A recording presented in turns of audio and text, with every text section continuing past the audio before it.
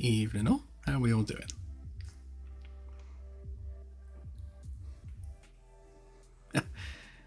We had an early shower tonight, so I actually had plenty of time to prepare. I was just finishing off a bit of code before streaming. It's always like a last minute, suddenly finishing everything off. My phone goes off to tell me it's stream time, and then I drag my feet for the next 10 minutes. That's the way it usually goes. Ooh, is it your birthday, CSI? Happy birthday. 21 again, unbelievable.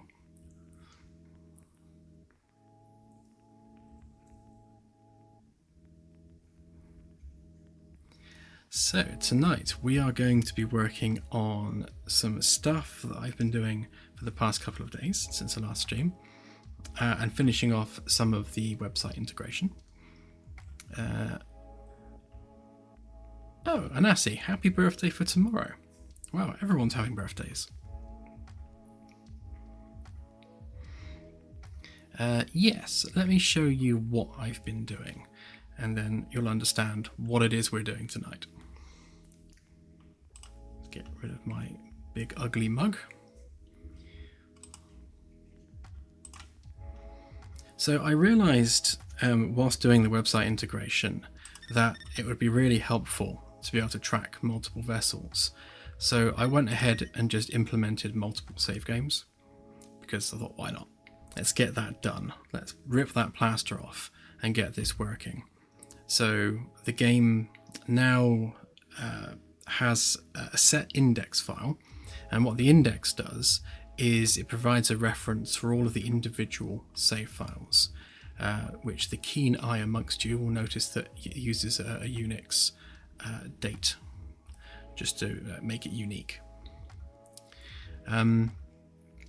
I also built in legacy protection for existing save games. So if a save game exists, as in the only save game that could ever exist apart from the multiplayer one, then it adds it to the new structure and just calls it legacy save. Because the old save file doesn't have the same fields as the new ones, we can't update like the name and everything on it, but we can go ahead and actually just access that data. So it's the best it can be, given the fact that we're completely redoing the layout and everything for it. So what I wanted to do is just test it end to end again, because I've been adding some additional fields and things. So if we go ahead and delete these ones, because we don't want them. Oh, I need to make sure I collapse this this border box, because list views are awkward things to work with, because they're instances. When you hit confirm, it just deletes that instance. It doesn't necessarily minimize the box. So the next time another entry is used in an instance, the box is visible still because it hasn't collapsed it from last time. So we'll clean that up like that. See, so because the last one had it up, it's now coming up on this one, which we don't want. So yeah, we definitely need to sort that out. But because we've got multiple save games now, when you hit launch new vessel, it literally just brings up the new vessel screen, which is exactly what we want. So let me just double check that we're logged into the right account. So yeah, logged into the test account. Right, and then if we look at that online, so this is the player dashboard. This is all very much a work in progress, so don't expect it to look like this when it's done. But just for testing purposes, each account has a dashboard, and it says things like which device is connected. That's my machine there, the dev rig, and that's basically got a token with it. And it will list any vessels that you have currently created. So what we're going to do is create a vessel now, and we should see that pop up on the list. For some reason, I've pre-populated the fields and it doesn't like it. You have to kind of go and update each one before it will recognize it. So let's just pick a random registry. Give it a random description. This is my awesome and really shiny starship.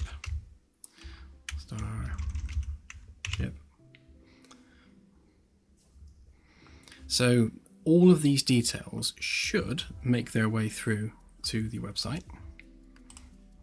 I won't bother filling in any of that. Okay, so what it's done is it's created a new save slot. Again, it's using the Unix timestamp for the name, and it's created the details here. So I'll make this link a different color so it comes up. And what it does, it creates a slug for the website, which basically allows you to access that vessel as a shareable link. In fact, if I click that to begin with, it will say 404 because it's trying to go to the actual site and not the WIP website. But there we go. There's the vessel that we just created. You can see that we have the description there. It doesn't know where it is yet because we haven't gone through and actually plumbed that in. And at some point we will have like captain's logs and things which are penned to that as well. So each vessel corresponds to a save game essentially, and you'll be able to update stuff relating to this over time. And if we look at my dashboard, you can see that I now have a ship registered on my dashboard. You can private them if you want to, so if you don't want to share your data, you don't have to. It won't even add it unless you select it as such when creating a new game. But even after you've added it, you can change your mind and make it private afterwards if you want to.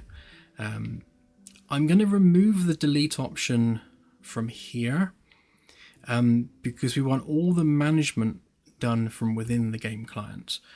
So we're treating the game client as ground truth, and anything outside of the game client is considered a read source only.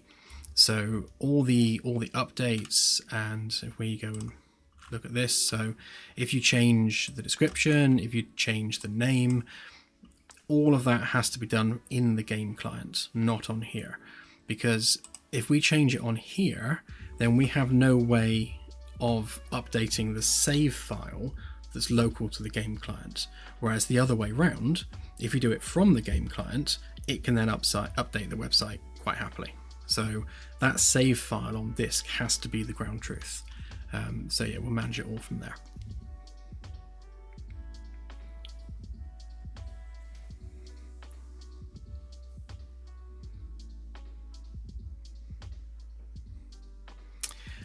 Madman, nothing at all, and we're not going to moderate it. Well, I say we're not going to moderate it. We're not going to moderate it within reason. So if someone creates something that's like truly offensive, then we will obviously take action and either ask them to rename it or just delete it from the system or force a rename ourselves. We will also add a report button on the profile. So if you're viewing someone else's ship and you look at their description and it's full of really offensive stuff, then there will be a report button on there, so you can let us know that something needs moderating. But we're going to keep it moderation light. Ultimately, these are profiles that you are sharing around. They will come up on the fleet page, so you can see here that me and some of our mods have been just making some test vessels. So when vessels get registered, they will appear on here. We'll also have a random vessel card that comes up as well. So every time you refresh the page, it will just show you a random ship. And again, we'll have some like top 10 league tables as well. So top 10 furthest ships from Earth, top 10 the system's fully explored, that sort of thing, just so we can just get a little bit of friendly competition going between captains. So we'll assess and review over time, but I want to keep it so that we're not having to spend all of our time moderating this. We'd rather just the community let us know when they come across something that they deem to be offensive, and then we can take action if we need to.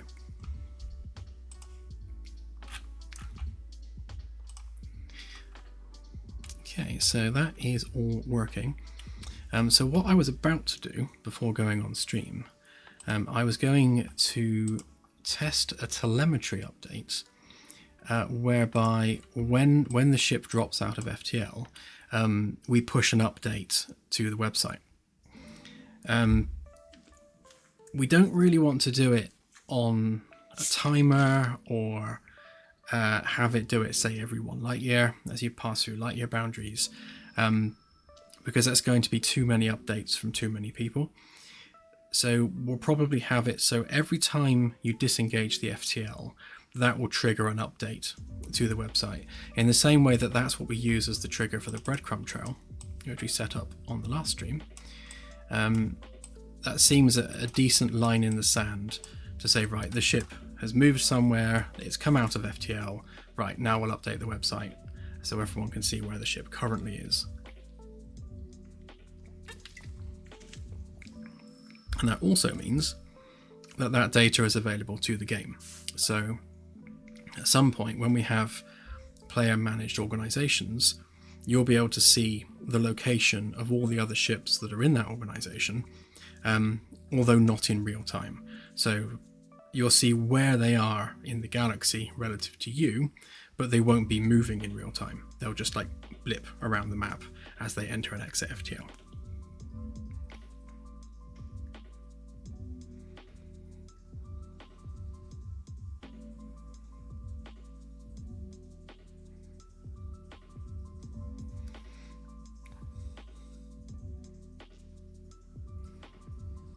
Yeah, we'll have a blacklist, absolutely, when it comes to offensive stuff.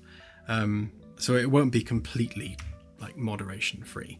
But it doesn't matter how good your blacklist is. People are always going to find ways around it. So ultimately, a report button is the best way of handling that.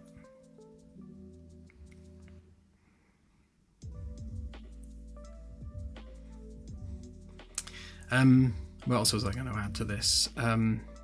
Yeah, multiplayer. So this is where it becomes a little bit tricky, in that in a multiplayer environment, if you've got a number of people serving aboard one vessel, then obviously an account has to own that vessel. Generally that would be the person hosting the game.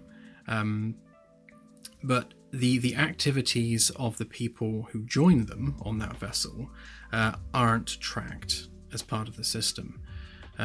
Maybe we can do something whereby it can list vessels that you've served on or are serving on, but we'll have a look at that further down the line.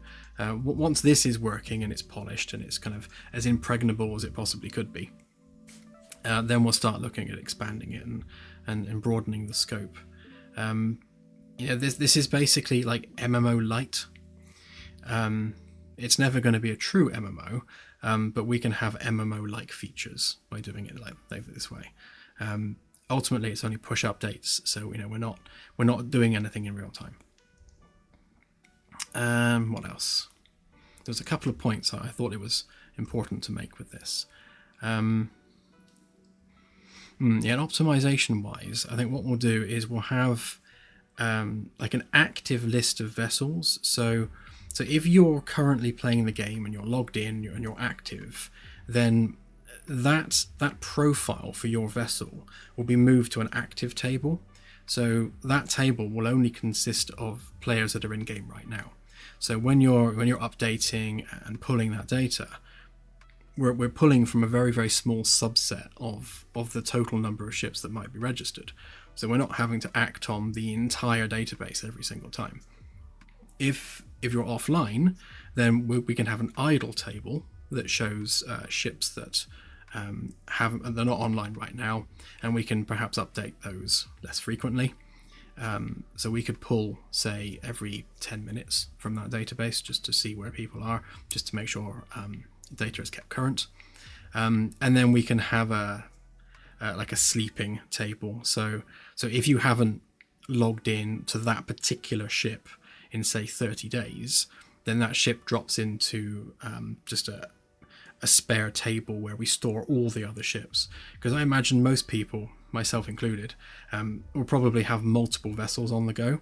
And I'm terrible for making alts in MMOs. So like in my World of Warcraft account, I've got something like 20, 30 alts like dotted about the place. And obviously you can never play all of them all at once. So we'll have the same here, where people will be making ships left, right and centre, and then probably never playing them. But we don't want all those extra ships to be causing issues with database reads and writes. So we'll move those across to our standby table, our sleep table, so that they're never actually touched or accessed until they are used in game, in which case they get moved across to the active table and then they're part of the data updates. Hopefully that will keep performance where it needs to be. But again, it's not real time, so we shouldn't have too many issues with consecutive read and writes.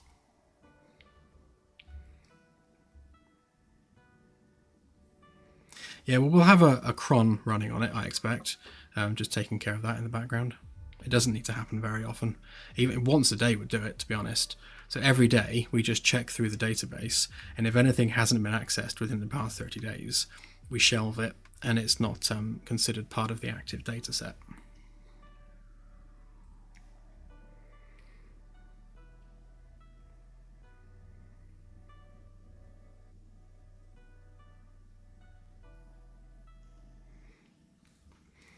Yeah, well, the way the game is set up is basically every save game is focused on a ship. Now, there are going to be situations where there are more than one ship, but we need to have a primary vessel. It might have support ships with it, but we're focusing on that primary hero vessel. When it comes to the third expansion, where obviously we want to build a space shipping company where you start off with your little yellow Robin Reliant three-wheeler and progress up through different ships all the way up to like massive cargo vessels. Now obviously in that scenario, that save game isn't focused around a hero vessel. There's going to be multiple vessels involved. So when we get to that point, we will just have your current vessel be the hero vessel for that save. So as you're upgrading and going through all the different sizes of vessel, then we'll constantly update the save game and constantly update the profile, just to cover what is the current vessel that's in use. But there should always be a hero vessel that's associated with the save game, because again, it's the ship that's the hero, not you as the player. You're just a cog in the machine.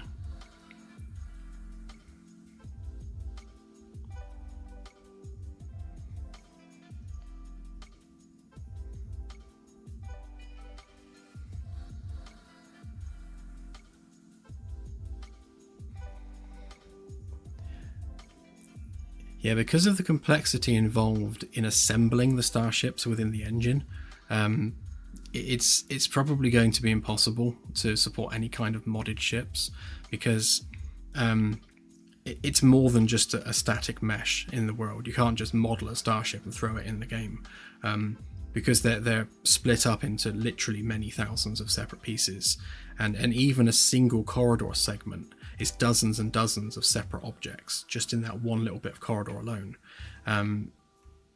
You can only ever build that within Unreal as part of the world file. It's not something that you could crowbar in externally. It's a full-on map in its own right. Yeah, so modding external ships is going to be very, very hard. I guess the only way, or rather the only caveat to that, is that when we build the procedural systems for the alien ships, they're going to be kit bashed. So we'll have categories of different visual styles. So, cyberpunk, steampunk, NASA punk, all the different styles that we can think of, like organic, grungy. And within each of those style categories, we'll have lists and lists and lists of different types of pieces that we can kit bash together. So when we're kit bashing the alien ships, they'll have consistent visual styling. So each alien race will have a style associated with it. So all the ships for that race will be consistently styled, but can be kit bashed separately. So you can have little ships and big ships, and they'll all be consistent to a point. So it would be possible to mod those in externally, because you're only talking about literally just static meshes that we're bolting together to kit bash a ship. But you wouldn't be able to do interiors or anything for those. Those are literally just ships that are flying around outside.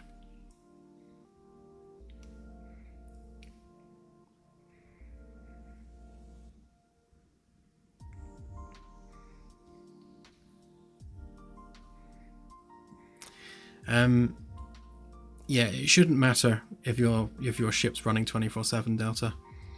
The game and the database don't care. They'll just be part of the active vessels list, that's all.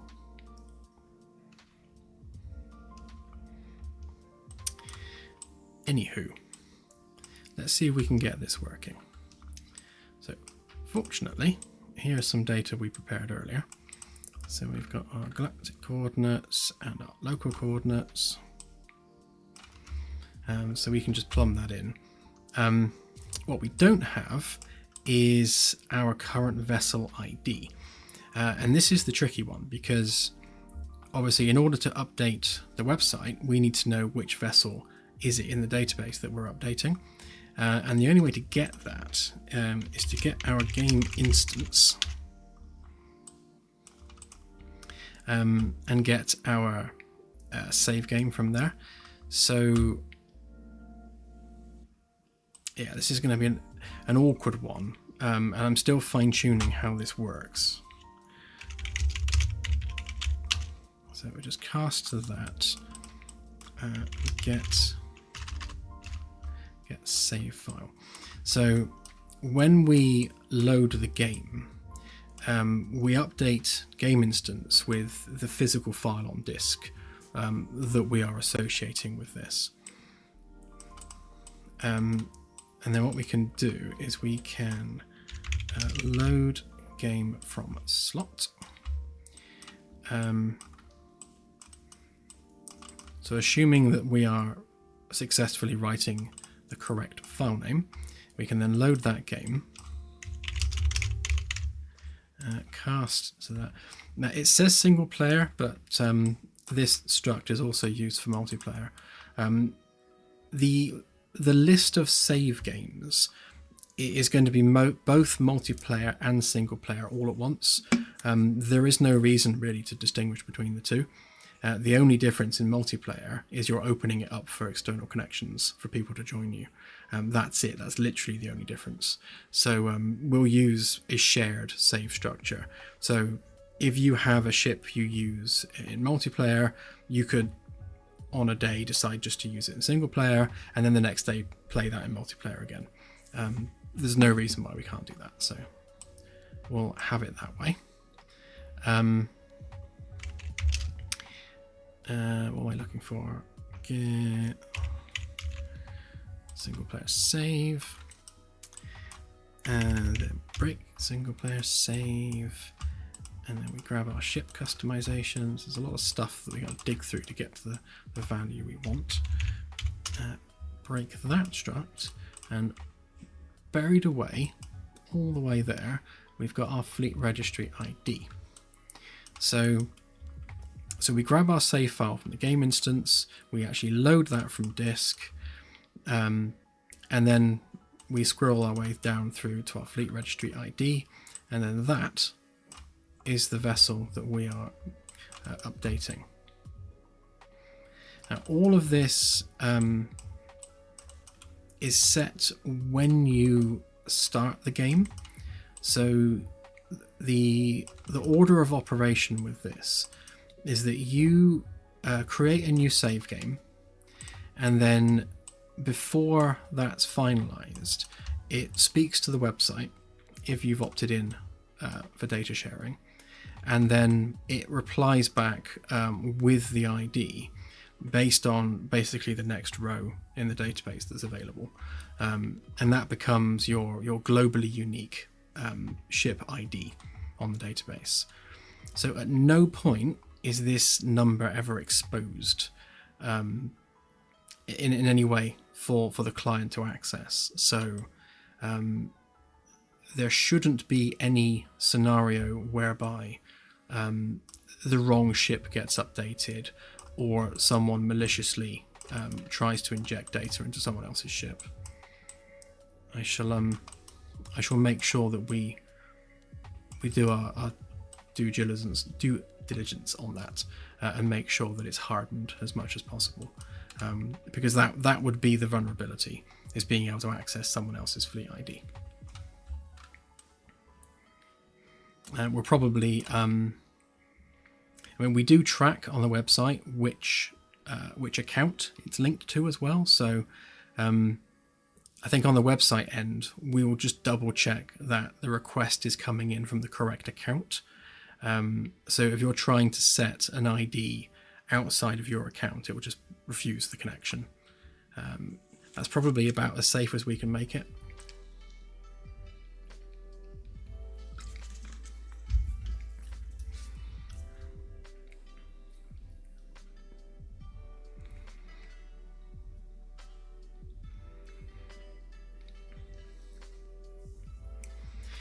Yes.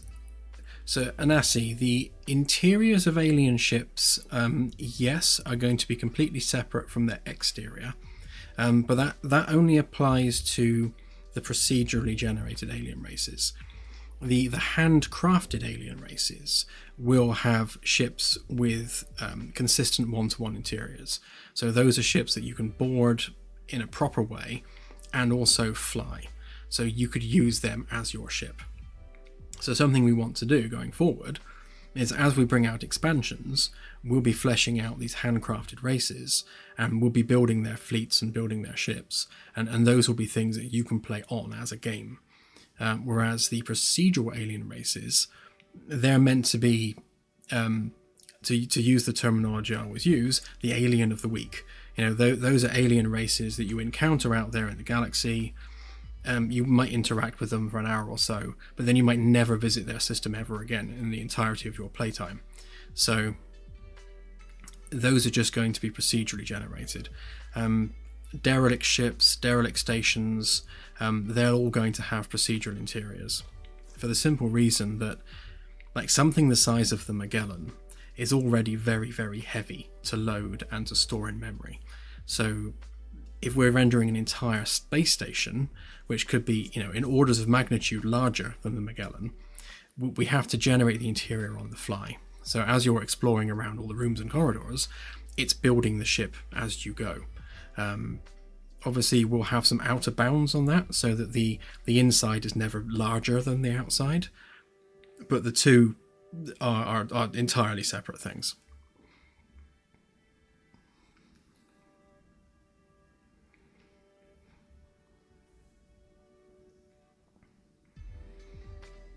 Yes, but only for the hero races. So the hero races get handcrafted ships. Every other race in the galaxy gets procedurally generated ships. Or to put it another way, kit bashed.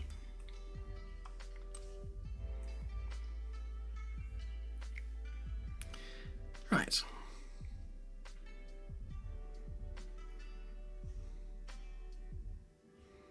So that is looking good.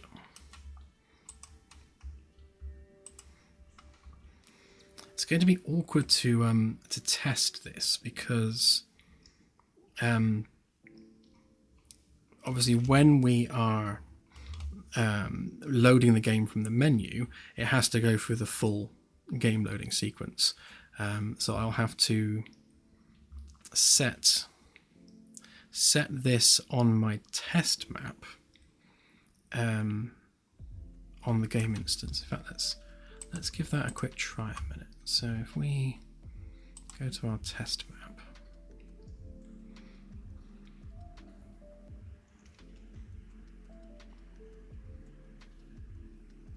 oh, that's always been in the scope, DaveSoft. We've been saying that from day one.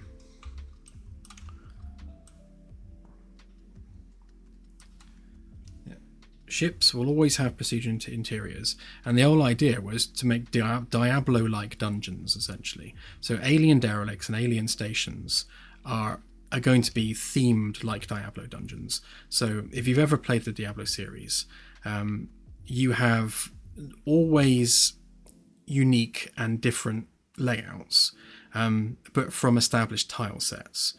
So we'll be doing the same thing. So we'll have a tile set for alien stations and alien derelicts, and those tile sets will be arranged in procedural ways so that those things are always uniquely laid out and they're always different, but you'll come across like the same tile set every so often, just arranged differently, no differently than how Diablo does it.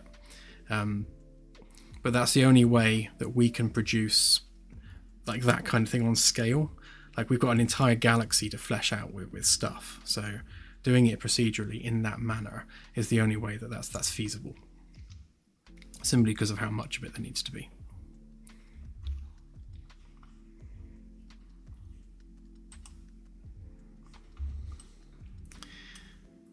Okay, so we're grabbing our game instance, and we want to set our save file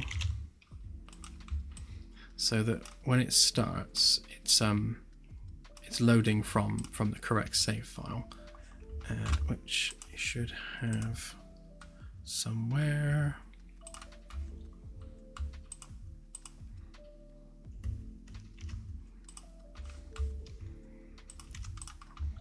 So that's the one I just made.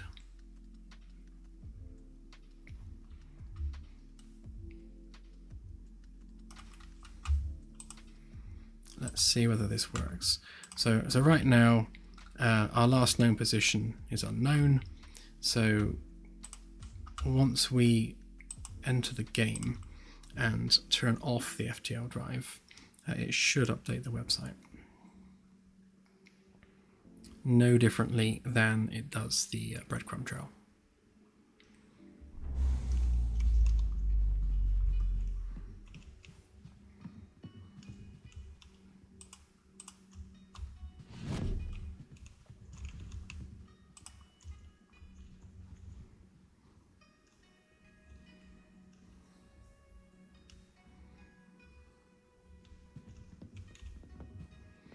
Again, because these are push updates, we can't do them on tick or anything like that. They have to be event driven, and the most obvious event is the ship stopping somewhere. I think typically, as you're flying around the galaxy, obviously going from planet to planet, doing surveys and things, you might have, say, 30 seconds between each FTL jump. So that's like 30 seconds between updates to the website. But then you might spend the next 5-10 minutes flying somewhere. So during those 5 and 10 minutes, there will be no updates, no pushes to the website.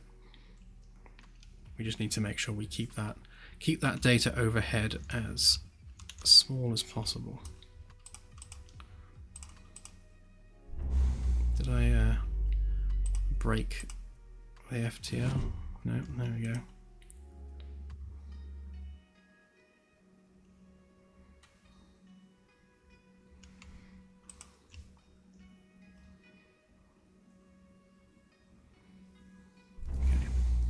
Right, so that should have updated the website. Let's see whether it did.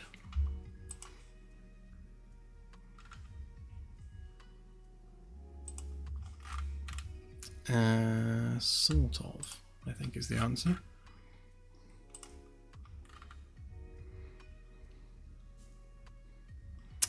Yeah, so I think what's happening there is that we're passing either we're passing the wrong format, or it's got semicolons or something in it, which is breaking the code. I'll have to dig through that. But the push happened, that's the main thing. Actually, let's just check one of the other ones. Yeah, so this is going to be a formatting issue. So that the data we're reading from the database probably has a bad character in it, which is breaking the PHP. So that will stop that from rendering. Yeah, guaranteed, I would say.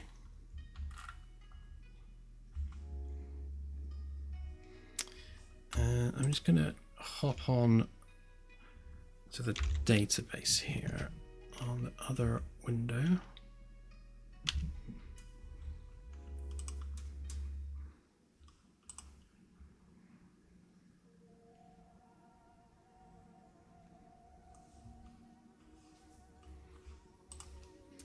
Stop trying to sell me stuff.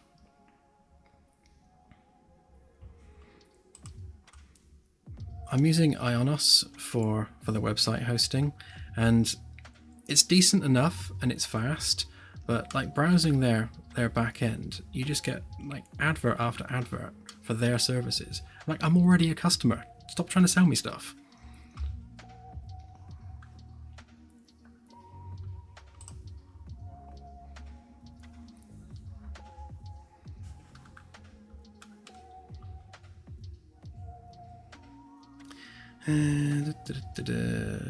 Mantis, MediaWiki, bookings, too many databases, backer systems, credits,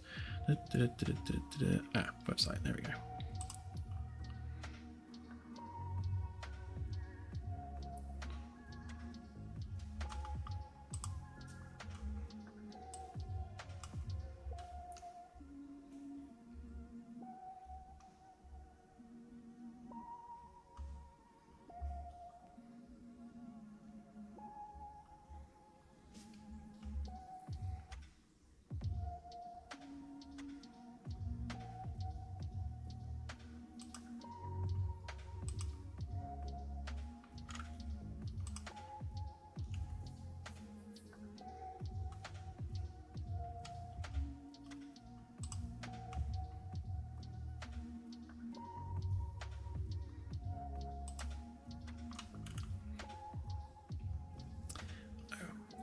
Just realised that's the wrong database because that's all WordPress stuff.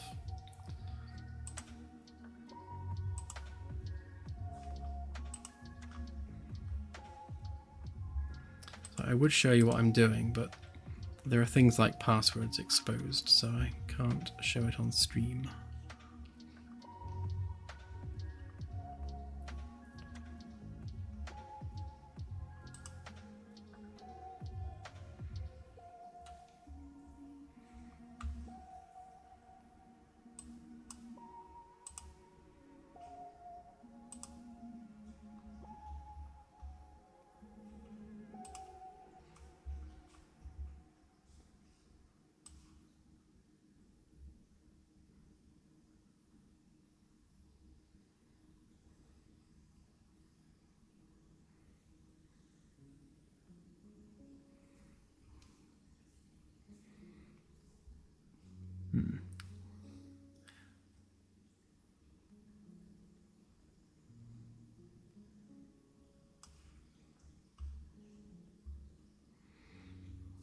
Okay, well the vector information, actually I can probably show you this. So the vector information is stored fine. It's stored as doubles though. I don't know whether that's going to cause an issue, but yeah, there are no special characters or anything in it, so that shouldn't be breaking it.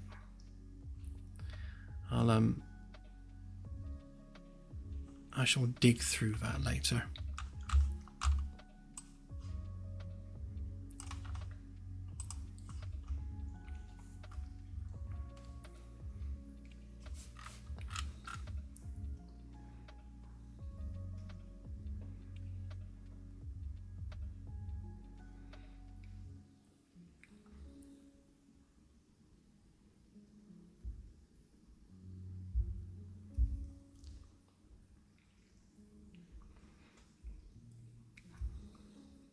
Hey, Minmexer.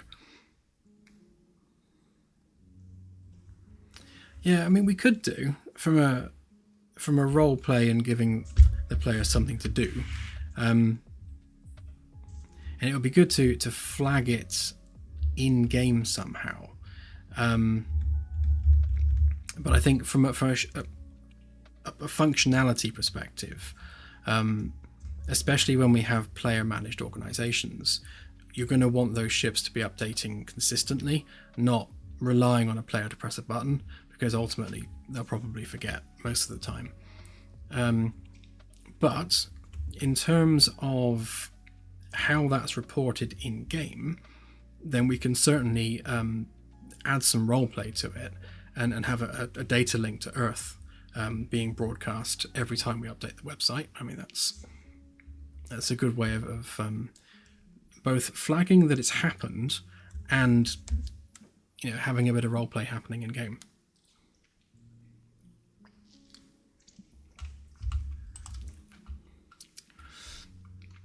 Right, I will come back and dig through that later and work out what's going on with it, because obviously something is amiss.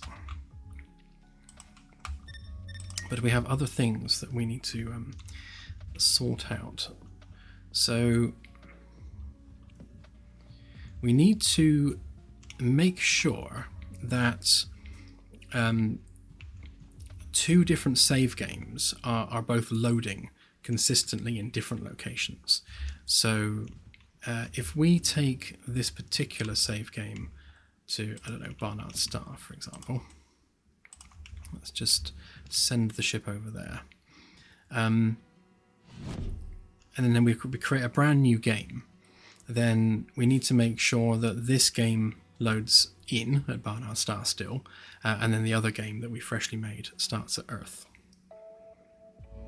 And once we've proven that that's working consistently, we need to make sure that the ship customization is loading from the save file rather than its own singular save file, which it works from at the moment, and that when you make changes to it with the F3 menu, when you hit save, these details here need to update the website.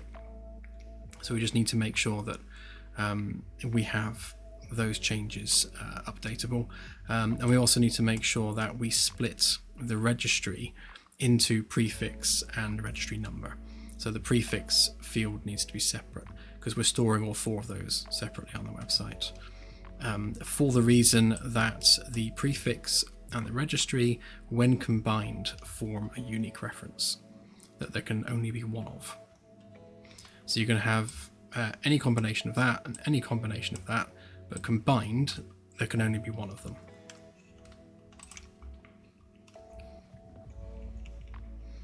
Oh yeah, I forgot we made a breadcrumb trail.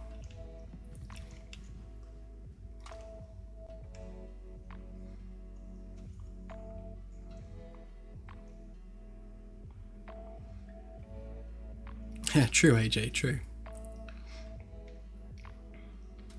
Yeah, if the name's taken already, it'll actually tell you when starting a new game.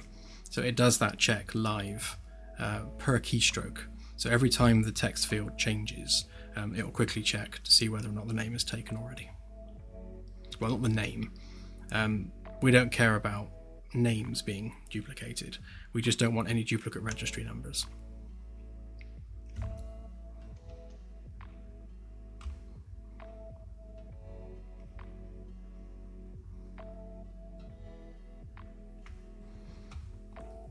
Just wait for the ship to stop, and then that will trigger our breadcrumb trail update. We need to make sure that that also consistently updates between save games as well.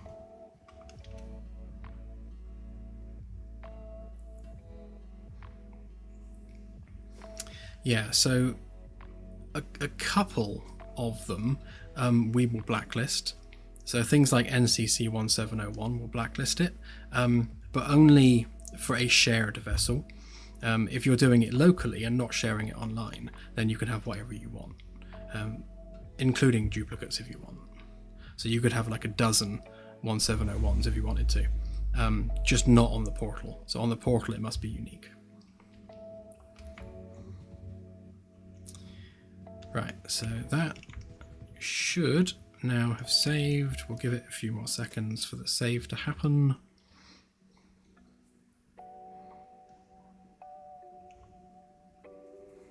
But yeah, so you can have, like, one player could have NCC 1701, although not that particular one because we'll blacklist it.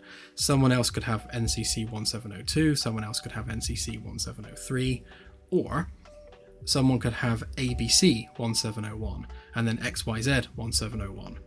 It's the unique combination of the two that matters when combined. That's the only thing we're enforcing uniqueness on. Right, so that should have had plenty of time to save.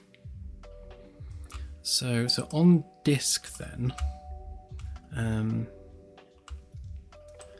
just making sure that that's saving. Yeah, so basically that's our save file there that we're working with. The single player save is the legacy one, which will be phasing out over time, moving on to these individual ones. So if we now create a new save game by way of the menu, I suppose we can just do it from here for simplicity's sake.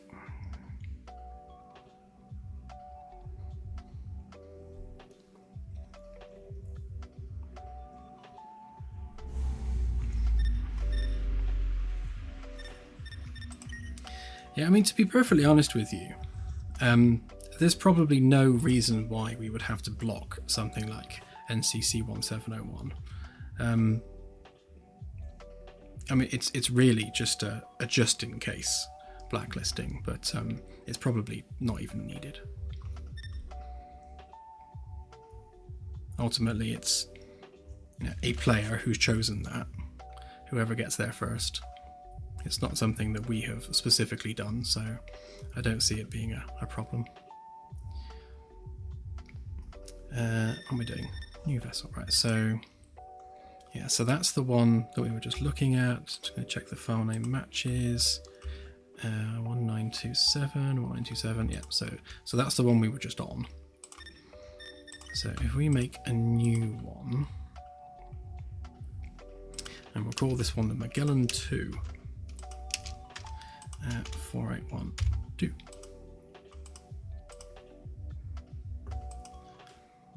So here you can see it says prefix / registry combination unavailable. That means that's already taken. So if I was to add some random numbers in there, that is now available. But it checks with every single keystroke.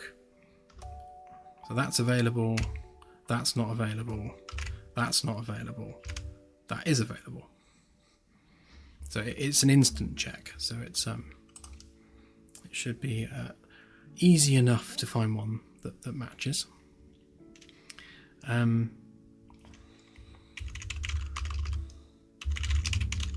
ship.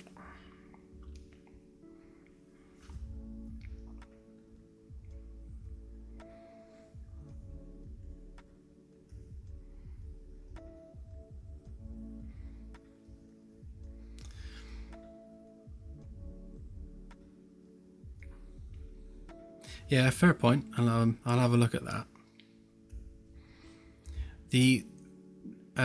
So it will allow you to enter letters on here.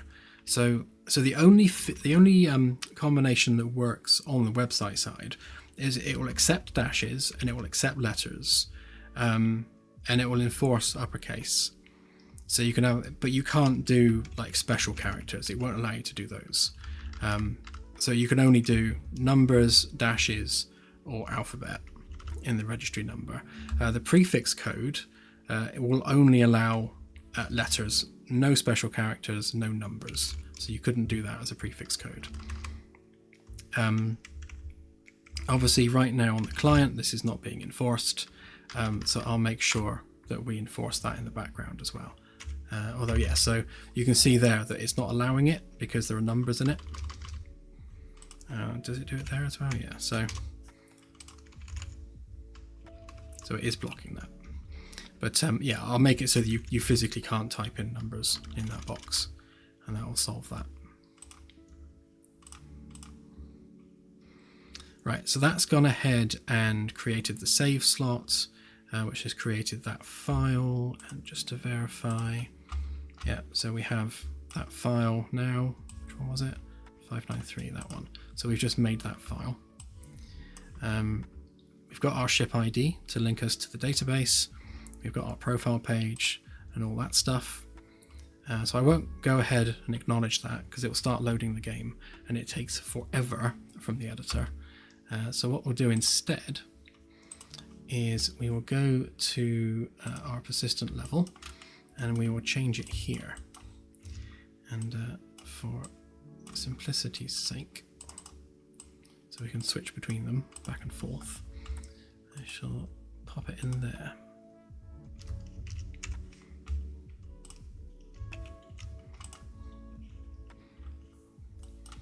Okay, so the earliest possible opportunity, we're making sure we update game instance with our current active save file. So when we load that on game states, we need to make sure that we're querying that specifically. So right now, we're just loading the original save. So we need to make sure that we now change this to the new one. Multiplayer, again, will use the same save structure, but because I haven't added that to the UI yet, we'll stick with this one for the next dev build, and then maybe the dev build after that will unify the list so they pull from the same list of save games. So that will make single and multiplayer no different from one another. But to populate this, we need to make sure we get game instance. I've already got it there.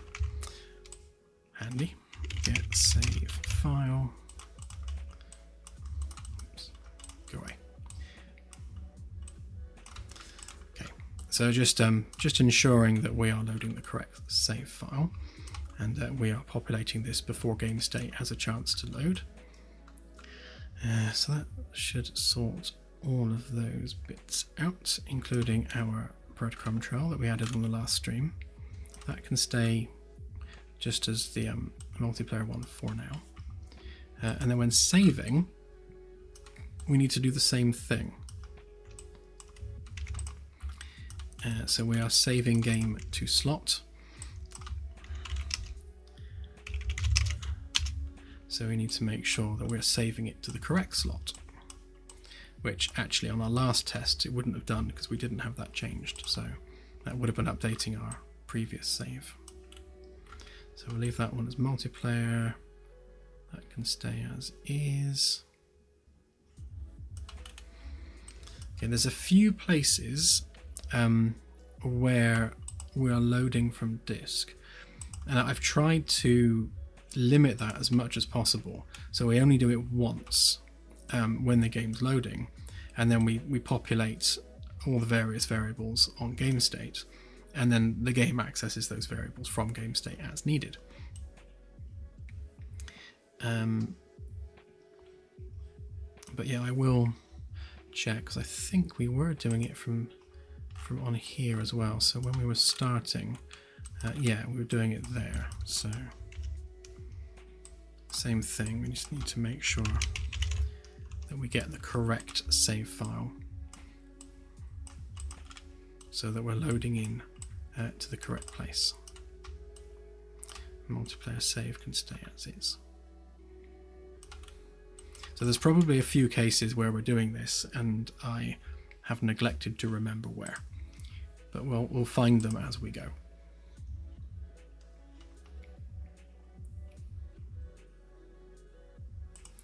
Right, that should be it.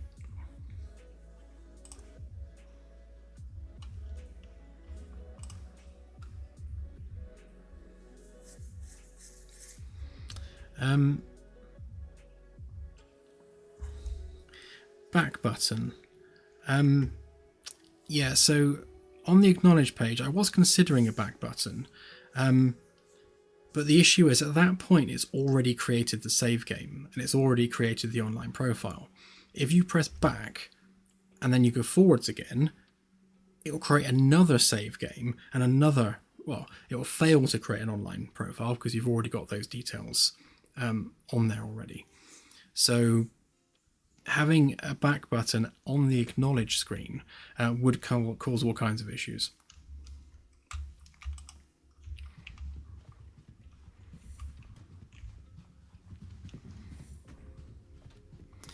Special characters are definitely needed in ship name, yes.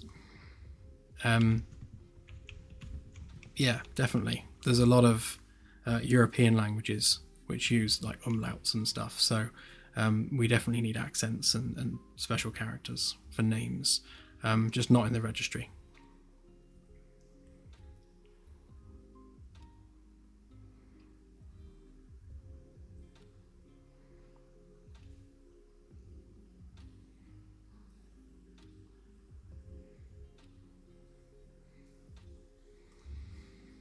Yeah, the way we're using it is we're using like the UNSF bit. That's our organization prefix.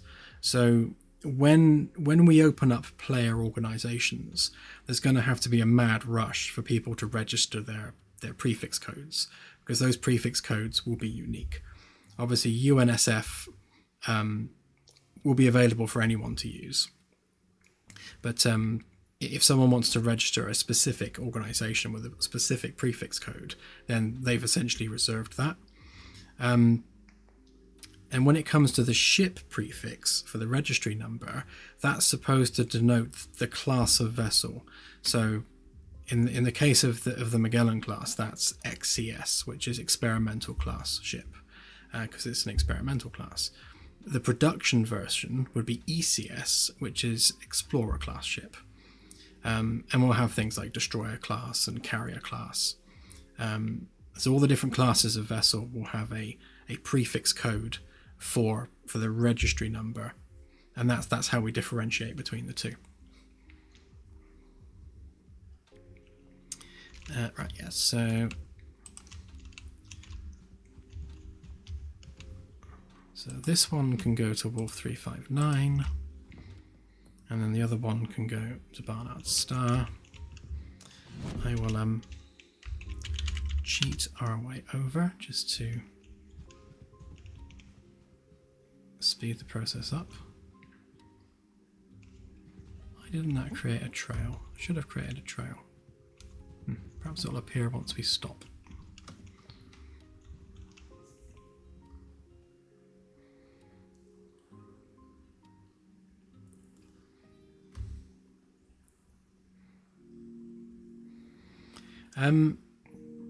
It depends, Delta. So yes, ultimately yes.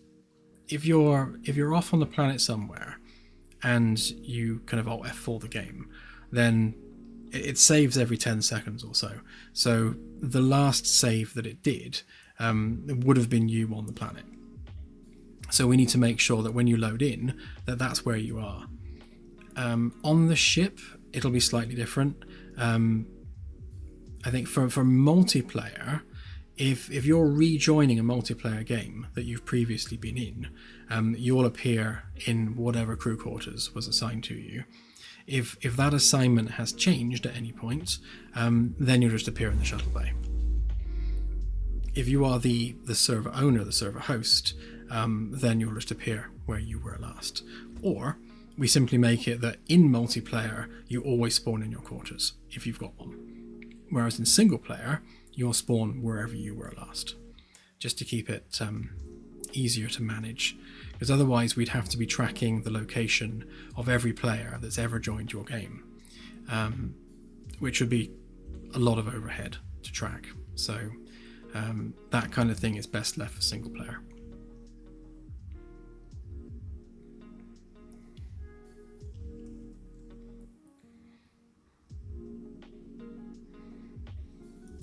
Yeah, we were talking about that earlier, Dave. There will be a report button on each profile. So the player profiles, the ship profiles, at the bottom of every page there'll be a report button. So if anyone types anything particularly distasteful, it can be reported and we can deal with it.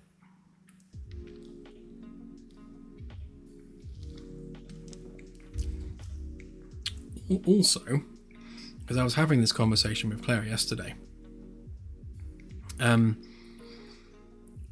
the moment, you can sign up for an account on the website or from the game client. Obviously, we're favouring the game client, but I'm debating even allowing sign-ups on the website at all, because for sure it's going to get hit by bot accounts and spam. But if we don't have the ability to sign up on the website and we restrict that to the game client only, then I'm not seeing a downside to that. I mean, we will have a forum on there eventually, and we'll also have the wiki on there with a linked account, and the bug tracker again with linked accounts. So all of that stuff is going to be managed under one roof with one unified account system.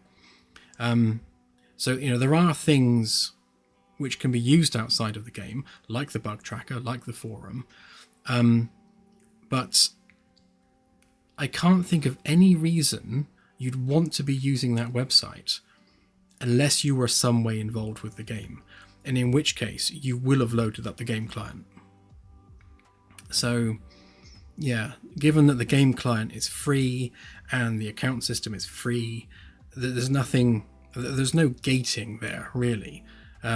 It's really just convenience being able to create an account on the website. But I think for the anti-spam aspect of it, if we limit sign-ups to the game client only, that will really cut down on the abuse that will end up on there, and reduce our moderation overhead as well.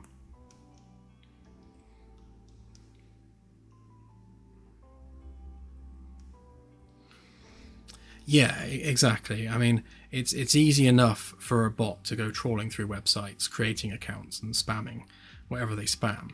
It's much more difficult to download a game client off Steam, sign in from the game client using a visual interface, and post spam from there.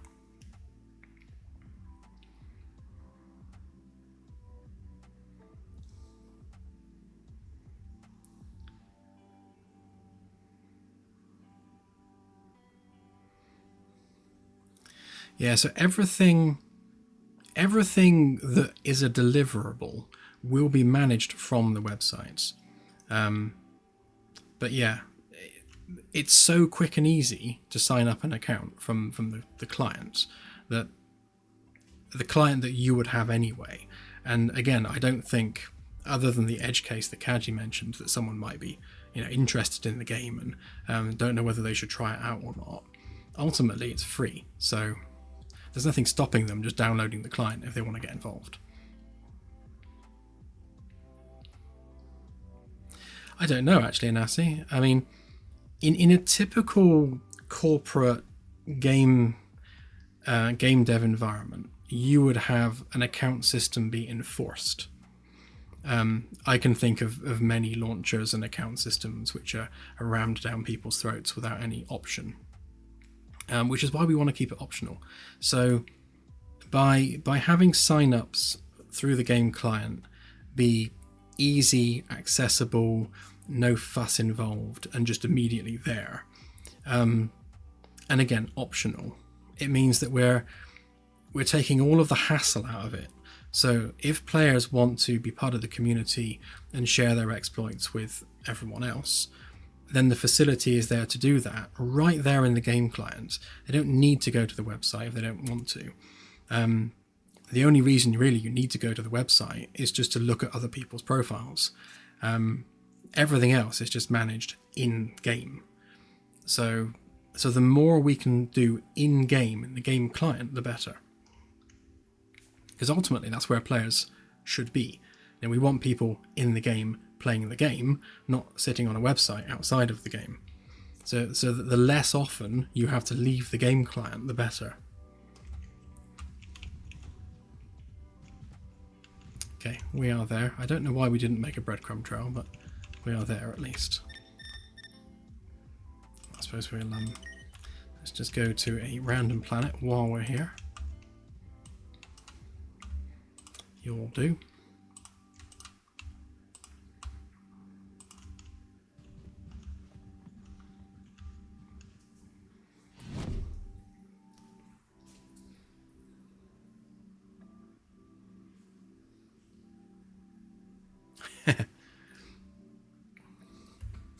Yeah, we should be all right. We are the only thing that we're actually storing, which is uniquely identifiable information, is an email address. That's it. That's all we're ever going to store. We will have a store where whatever we want to sell, like merch-wise, that will be on the website. But we're never going to store credit card numbers or anything like that. Yeah, it's not worth the hassle. So email addresses is literally the only thing we should ever be storing, which can be, worth hacking.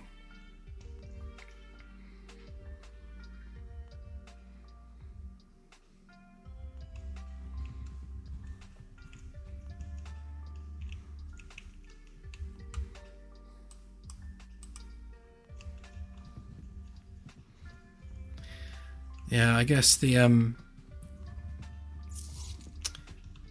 if people use the same email address or account name and password that they use for other things, I think at some point you have to hand responsibility over to the user for that, because they're choosing to use the same credentials in multiple locations, which means they're weakening their security footprint on, in and of themselves. We have no control over that.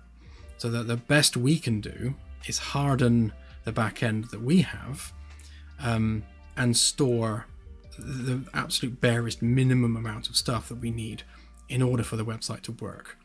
So we won't store things like addresses. They'll be used as part of the ordering process, but not kept. The same with card details, phone numbers, or anything else that's personally identifiable. All of that will be used and then discarded. It's only the email address that we would keep on record, for obvious reasons, because you need password resets.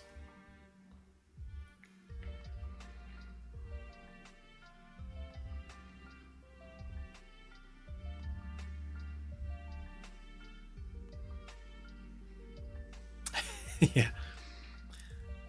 Yeah, I know. Shocker. We have to put some expectations on users as well. It's not all down to the provider.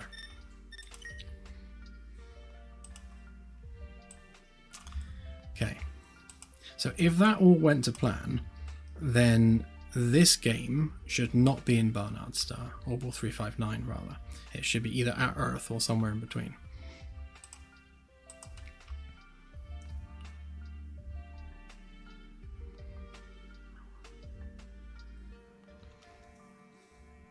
Yeah, Claire mentioned using Stripe. I'll leave that up to her to sort out. That's kind of that's me passing the buck.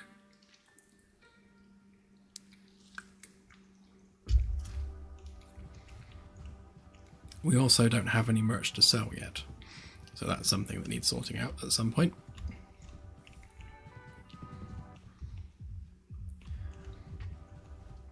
Okay, well, we're not at Wall 359, so that's a start. We are in the Sol system, but where in the Sol system are we?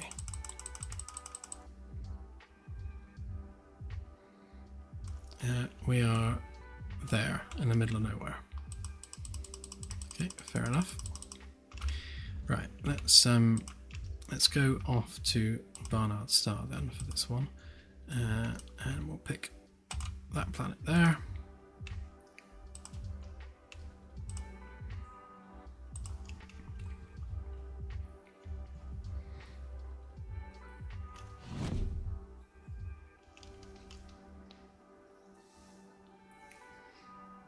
Yeah, like Claire says, we are actually registered and paying for the government thing. I can't remember what it is off the top of my head, but I know there was some government thing we had to sign up for and pay for data protection. That's another thing where I said, Claire, sort that out, please. I'm not good with paperwork. I just give it to Claire to do.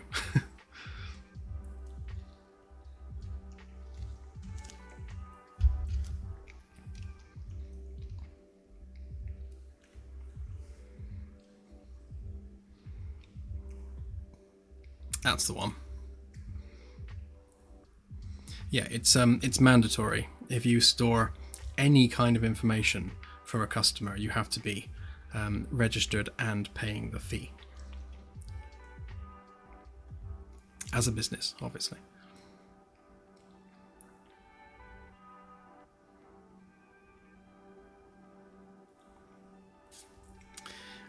Good point, Anasi. Yes, I will also do that.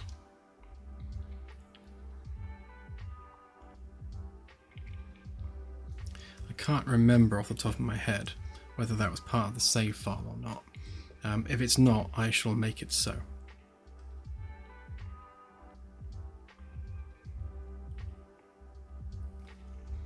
I'm also going to sort out this so that there's only ever one set of information that's displayed rather than all these different overlays.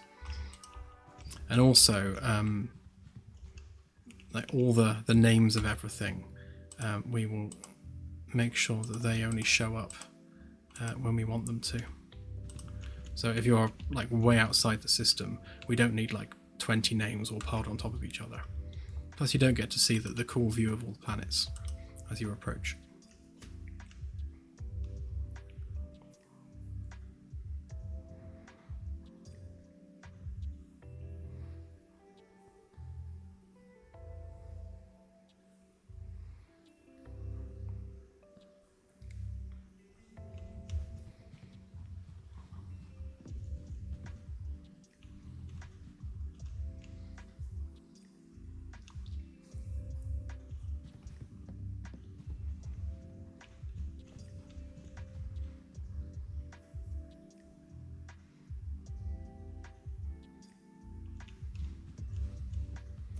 I also need to go over the math for these moons because they look too close.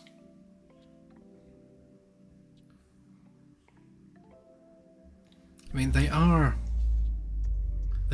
outside of the Roche limit, so technically they are possible where they are, but they just seem too close and too large for the size that they are. So I'll do a pass on the math for that one.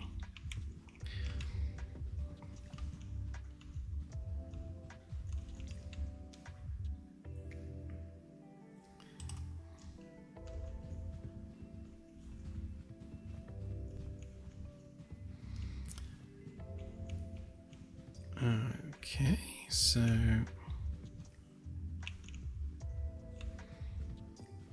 that should have saved. Oh yeah, and then we'll do a scan of this system. Just do a medium range for now.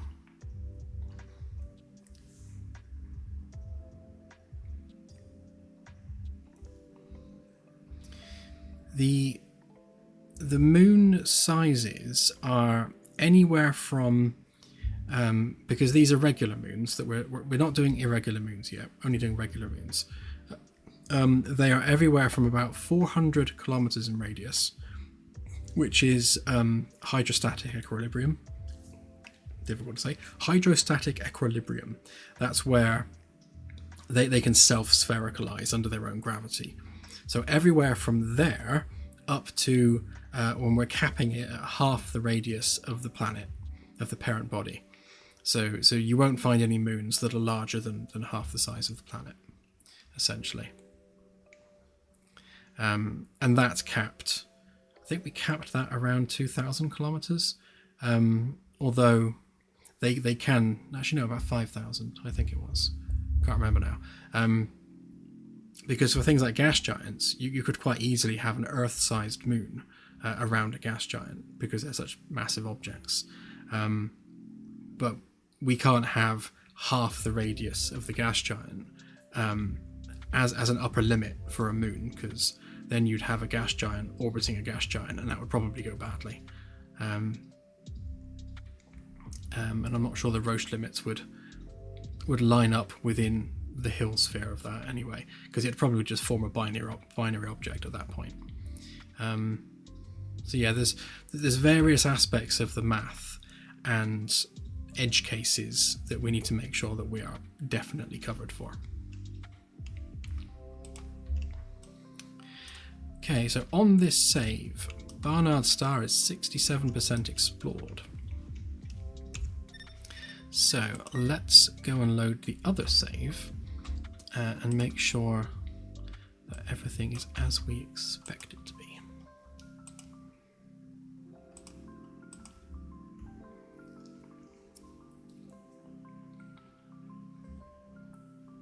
Ha! Never, Delta, never. It's like one of them desk toy things. Like that bird that just pecks over and over and over. It's one of them.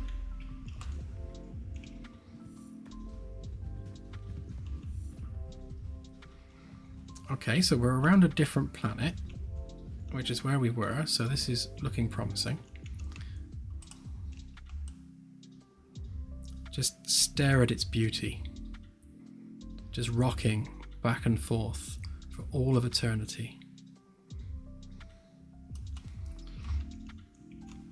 Right, let's scan this system as well then.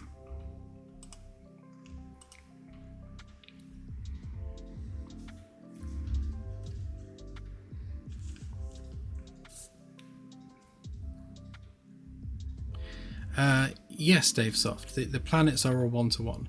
So Earth is Earth-sized in the game. The Unreal Engine units are 1 centimeter, so it is to scale to 1 centimeter, as is the moon, and the distance as well. So you can quite legitimately get a solar eclipse in the game if you were to put the moon between the sun and Earth, because they are the same size in the sky.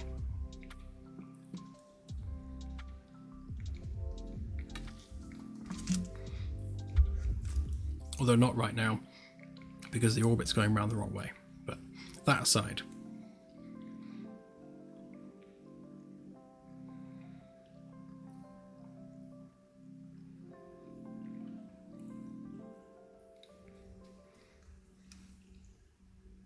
True that, true.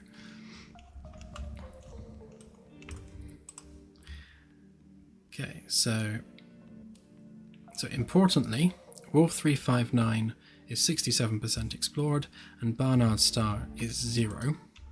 And out the window, we can see one of the planets from the Barnard Star system, along with its unlikely sized moon. So if we now swap save games again,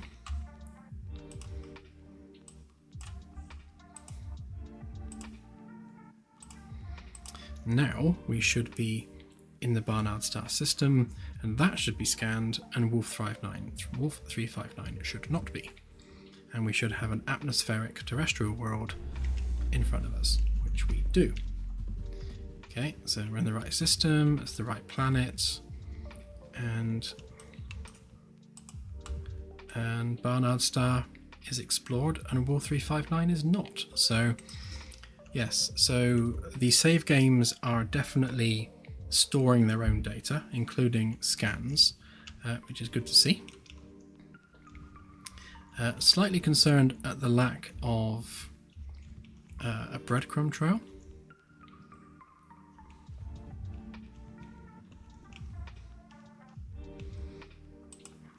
Let's cheat our way over there a minute.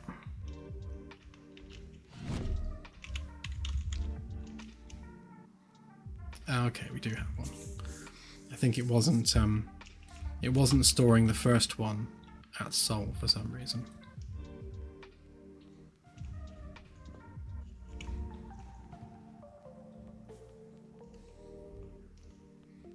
Yeah, I think it did when leaving Sol initially. I thought I was forcing it to always have Sol was the first entry. I'll double check that, but yeah, it is still working, so that's the main thing. Don't want no brokenness. Right, so the next thing that we need to fix with this, now that we have multiple save games, is the fact that the ship customization is no longer being loaded from a separate save file on disk. So right now, in the save structure, actually if we go through them, just to explain what they are. So the brig save is all the characters that you've brigged. Now that will be save game agnostic, so it will always be there, because it doesn't matter what game you're serving for multiplayer. If you've got someone brigged, basically that's your ignore list. Then it doesn't matter what game you're serving, they will be brigged on every single game that you host. So we want that to be separate. Same with the mute save as well. So brig and mute will always be separate and game independent. So it doesn't matter what game you're hosting, whoever's on these files will be muted or brigged as appropriate. The character customization at the moment is a single save, again, just for your character as they are. We need to make this just characters rather than character customization, and that will hold an array of every character you've created. So that will track name, bio, experience in different roles, that sort of thing. So that will be replaced, so you can have multiple characters. Player settings is keybinds when we add them, graphic settings, that sort of thing. Obviously those are now your individual save files. That's the index that tells the game which save files exist and what they're called, because we don't want to have to load all of them to go through them.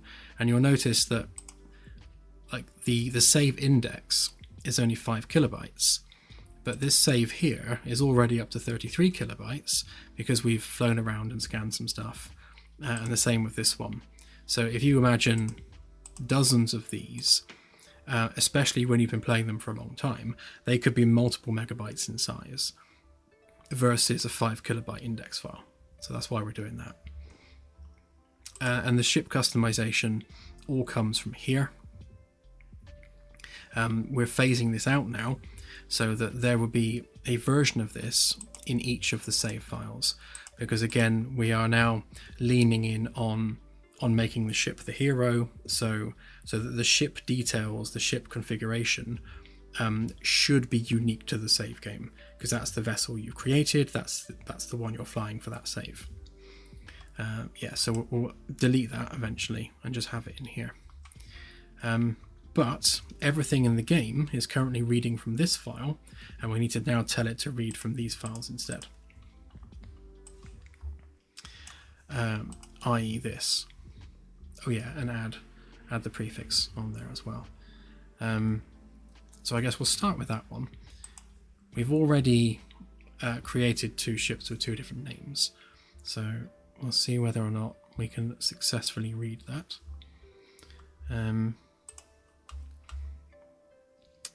I believe we were storing that on game state for the ship customization, because it needs to be replicated and shared about the place.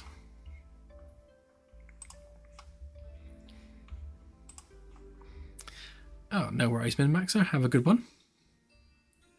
And yeah, please do join on future streams. It will be good to have you.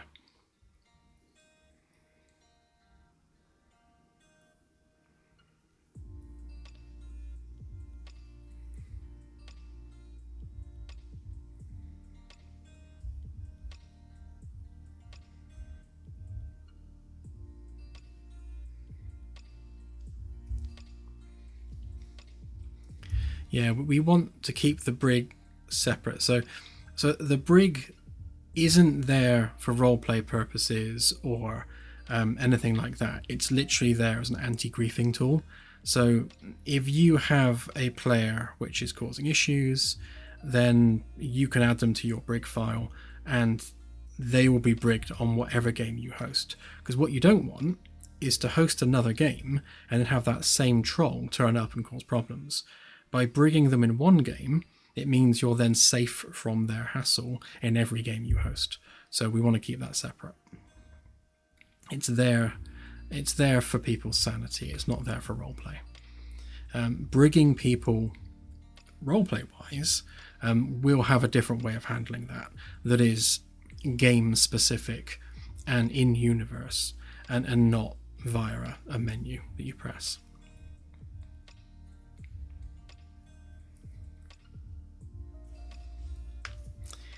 What was I doing? So we want our game instance and also our player instance.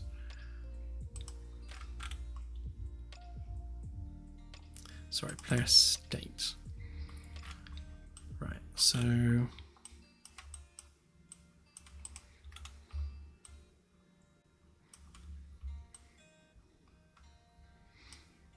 yeah, so we're loading that directly, and then we should be setting that on game state. Oh no, we're just broadcasting it out, so game state will pick that up anyway.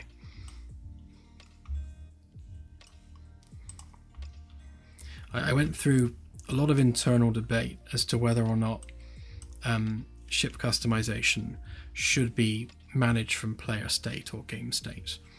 I was using player state because it's convenient for things like player customization and such, and the ship customization was part of the same package, but now we're making it very much a vessel specific thing.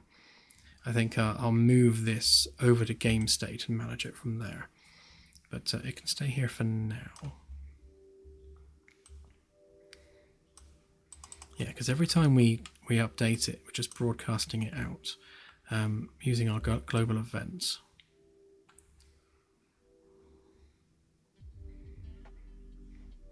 And we need to start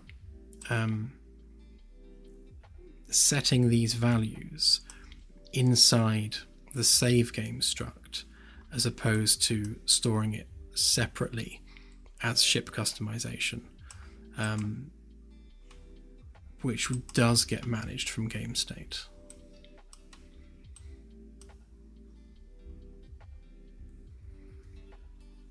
Yeah, that might solve some of the issues we're having as well. Because we've got some issues with things like the ship name not updating everywhere. So like it doesn't update on this UI like the moment you start the game. You have to press F3 before it changes. So little things like that, we need to make sure that they are all processed as soon as possible.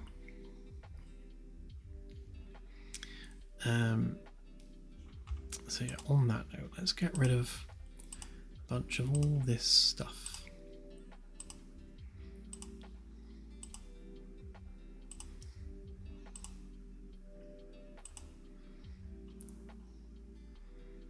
So keep that, don't need that,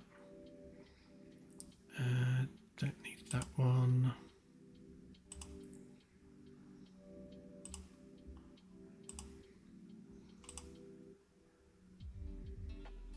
So keep game state, keep main menu hanging about, don't need that one.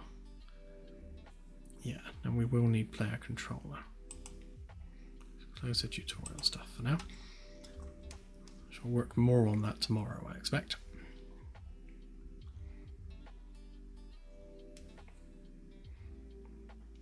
Hey, Melissa.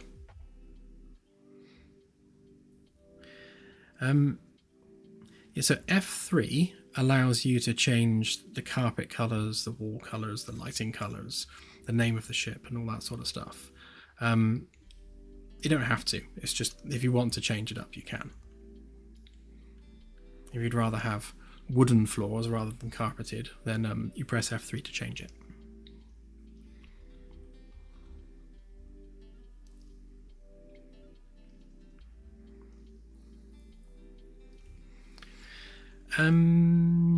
Yes.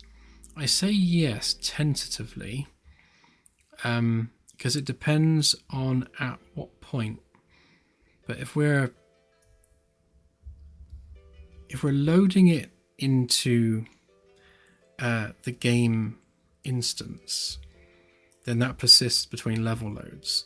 So we can store the ship name in a variable in game instance, and that would be accessible to the loading screen. So yes, we can.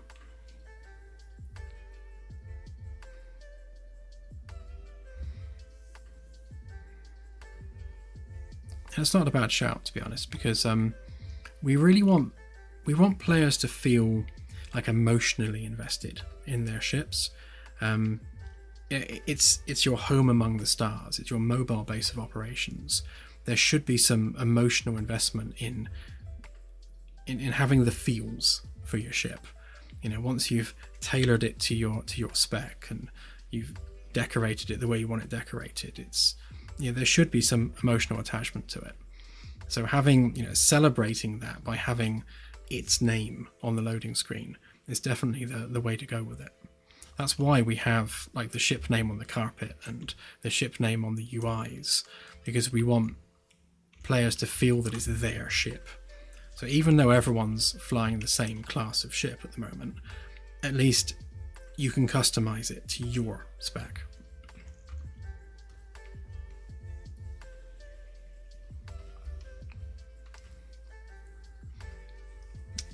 So on that note,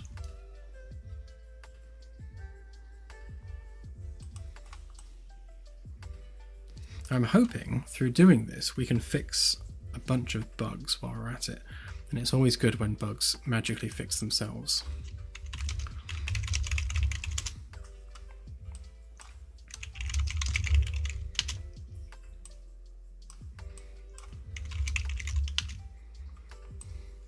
So the nice thing with game instance is that it's always there, and it started like the moment the game client starts.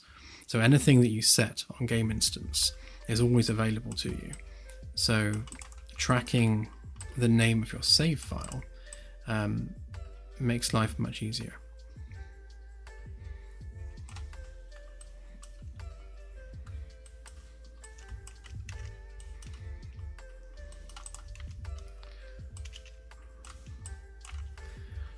Okay, so we'll load that. And this is where it gets a little bit awkward, because we're not going to load the customization from there anymore. We're going to load it from the save file. So I think what we'll do is we'll keep this variable active, but when we save, we'll save this back into the save file rather than loading the whole thing. So if we cast that to our single player save, then we'll get our save, and then we'll break that, expose that.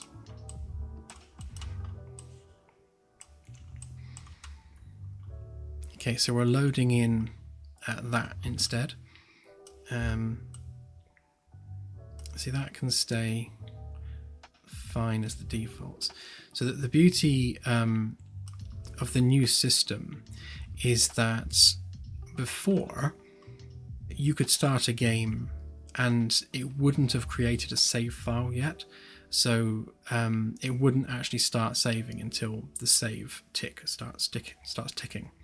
But now we're establishing the save game and the save slot before we ever get into game. which means this should never ever return false. I'll leave it there just in case, but it never should. So we know that that's going to exist, which means that that data, things like the prefix, the name and everything, those values will already have been set before the game even started. Which means that this variable, with all of its juicy customization data, including the name, is already available before we even get to the loading screen. So that's useful as well. Now,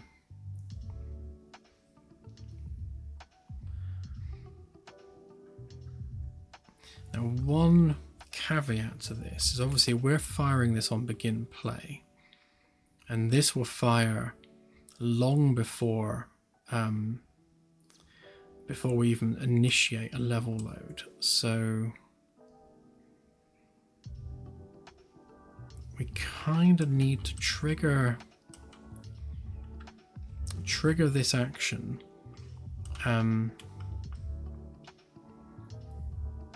before we open the level, which means we don't really want to do it on begin play.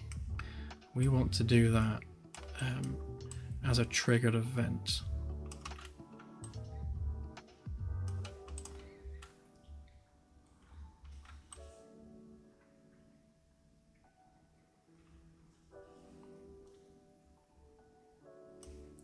Yeah, so I'm going to treat this as temporary, because the more I think about this, the more it makes less and less sense to be doing this here on player state.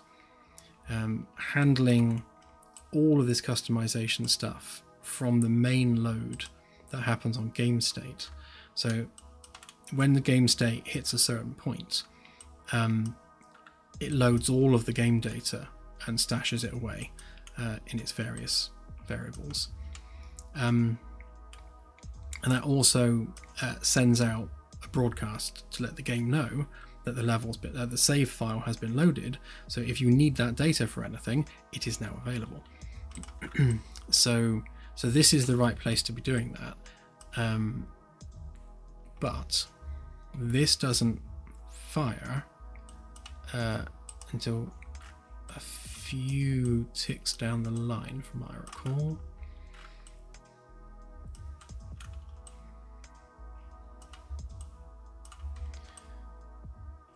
Yeah, so this is happening on game states begin play, and there is an order in which these files fire. I know it starts with game instance, but I think game state possibly fires after player controller. Hang on, let me Google that real quick, because it's important the order that things happen in.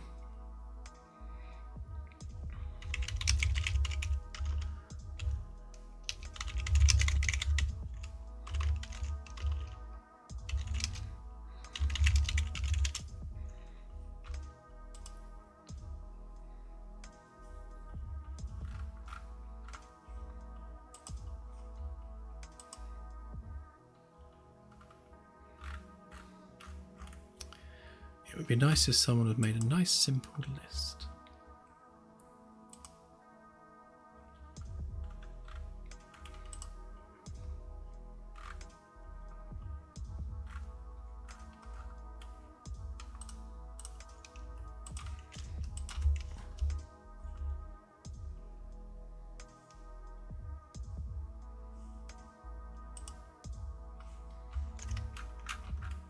There we go.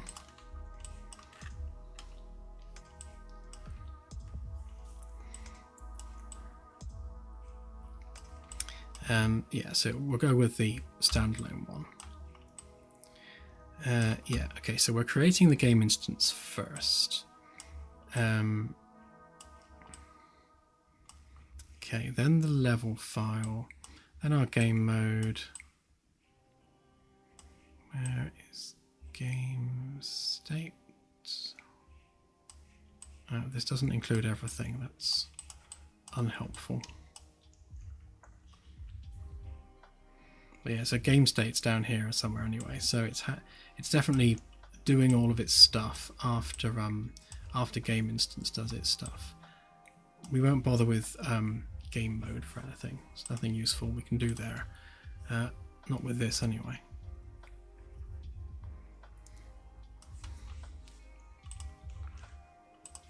Need to find one that's got game state and player controller on it.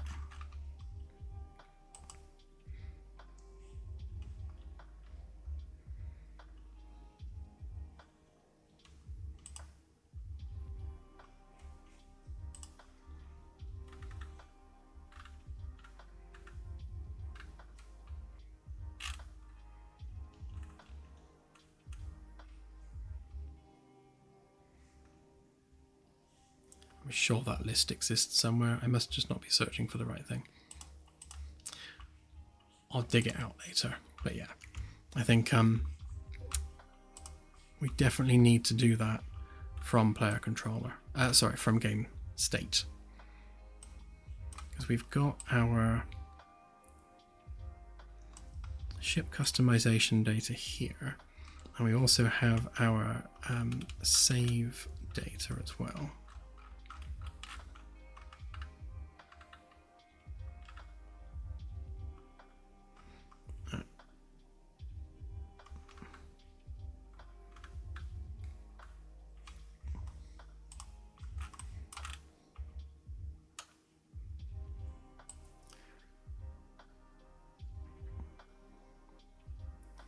Yeah.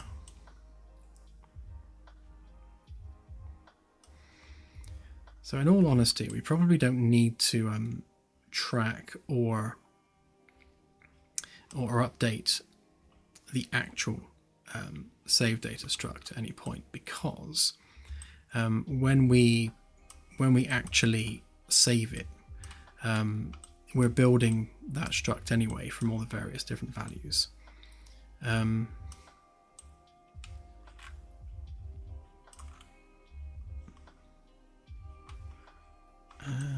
Why is that? Oh, that's interesting actually. So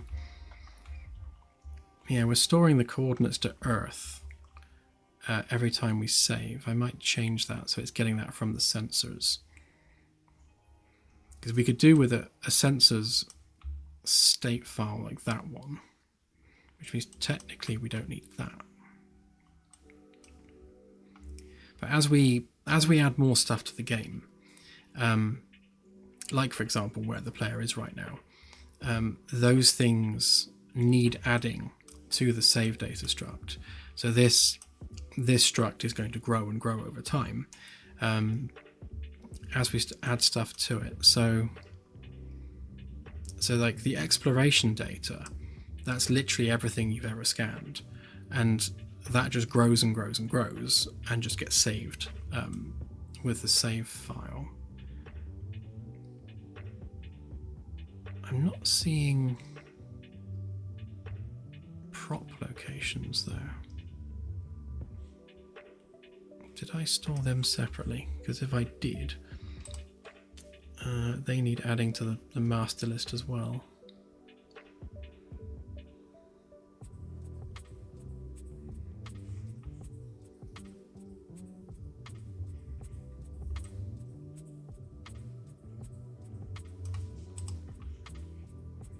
Yeah, that is all of them.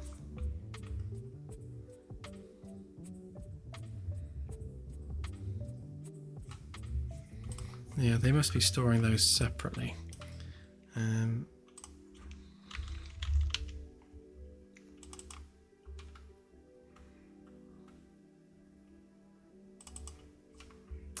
Yeah, there.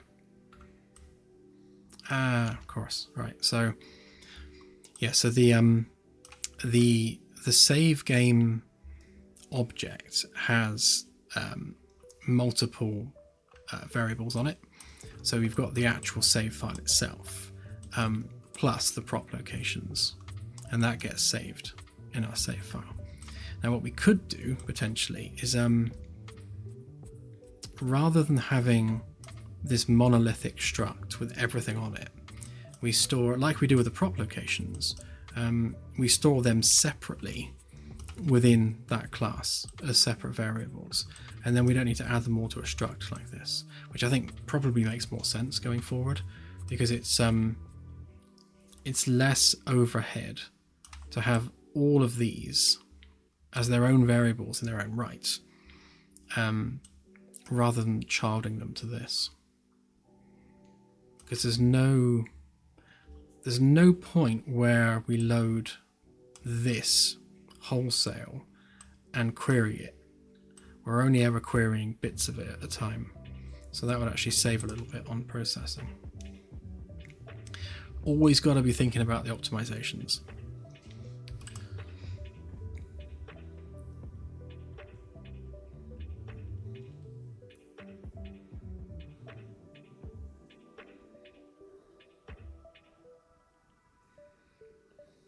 Yeah, we will do the roadmap like within the next couple of days, because one of the things that I need to look at, like moving towards Christmas, obviously we're trying to get all of the main gameplay pillars roughed in ahead of early access, and we really would like to go to early access around Christmas if we can push it. But it means I need to think about what order we're building things in and what things need to exist and be working nicely before we then move on to the next step. So that's why I suddenly focused on multiple save games and the website integration, is because that's all part of the front end, like initiation into the game. So all of that needs polishing before we then start like layering that within the game. So things like separating these out into separate variables. As we add more of the game systems, we need to think about what effect is that going to have on our save structure, and is our legacy save structure suitable for all the additional stuff we're making. Like we've added breadcrumb trails now, and we'll add like where the player is and maybe where all the NPCs are currently stood. So that's going to be like a 200 row array of all the NPC locations, and not just that, but also all the NPC stats as well. So the NPC table is going to be like all the NPC data, and do we really want to be adding that to this existing monolithic struct when really it should be stored separately as its own variable? So going through and kind of sanitizing that now is going to save us some headaches in the future, but that's why we need to sit down and look at the roadmap, so we can really kind of go through it with a fine-tooth comb and work out what are all the prerequisite actions, and what are the gotchas that we might face when we add these additional systems to the game, and how is that going to affect our existing infrastructure. And I think the answer is it's going to really put it under pressure unless we fix it now, and go forward with our best foot forward.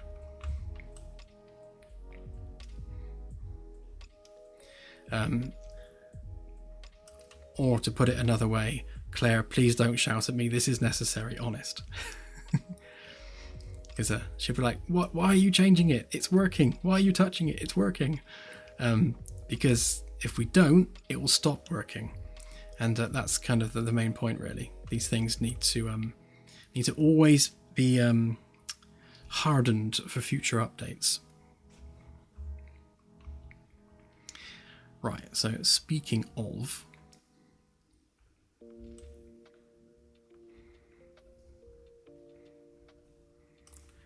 before we go setting that up there, it really would be good if we did separate that out. So before we go pulling it out of this file, let's add that to the save.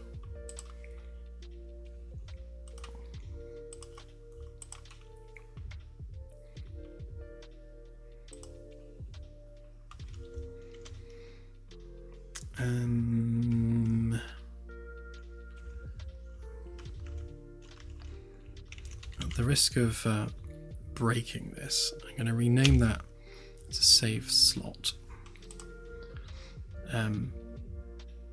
because that's basically what this is now, is individual save slots.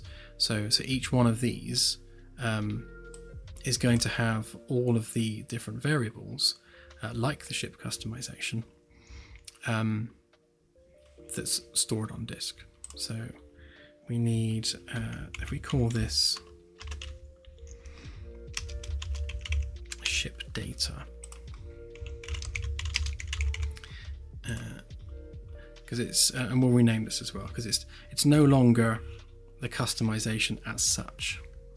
It's all the data relating to the ship. So that's going to be things like the background bio that you write for the ship, and various other bits and pieces that are vessel specific.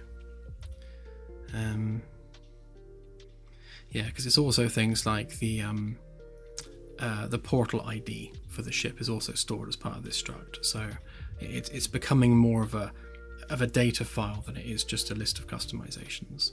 So that kind of, it makes sense to do that.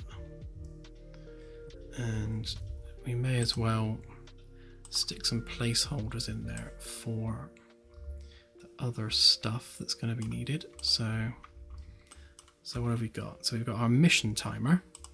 That's just a simple integer value. Yeah, and I guess like ship state.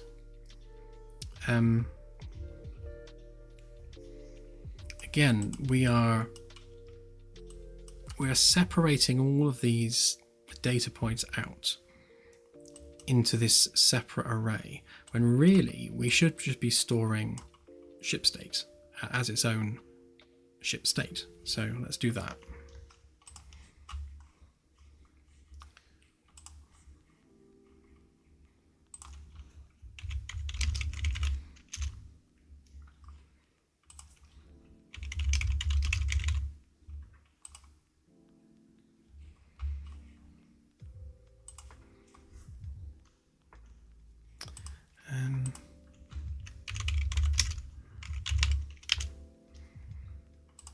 Stick that in there as well.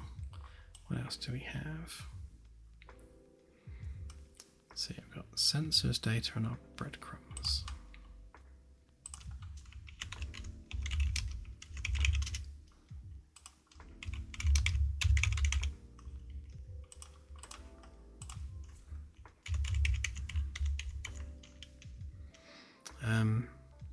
Although to be honest, breadcrumb, we can add that to ship state, maybe. Ship data. In fact, mission timer can also go on ship data as well.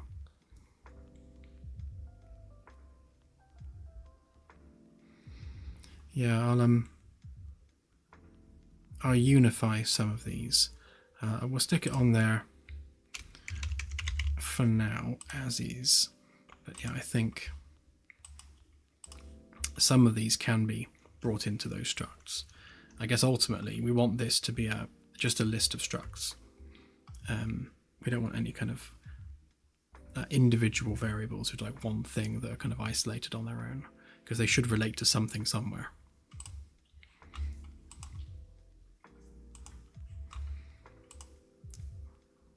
Yeah, we don't need to expose them or anything. So okay, so in order of importance, we've got ship state, ship data, and ship state. Yeah, then we've got our sensors data, and we should have our exploration data as well. So I'll make a file for that.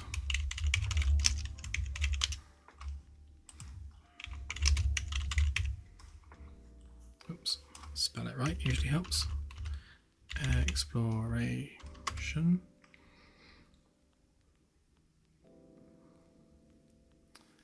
That one, I believe.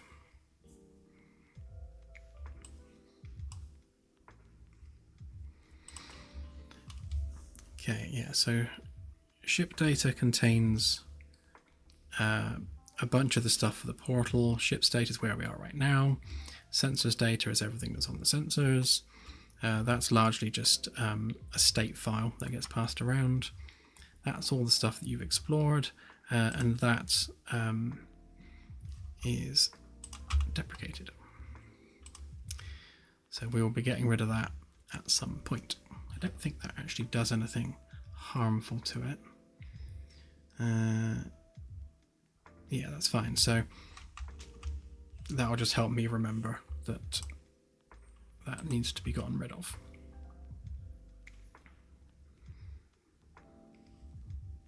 I think ultimately we decided not to track these separately, but I won't remove them until I've confirmed that for sure.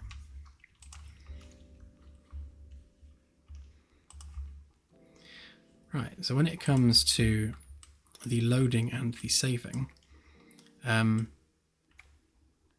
what we'll be doing is for each of those variables on here, we will just be setting those as we go. So set, no, not that one. Set ship data.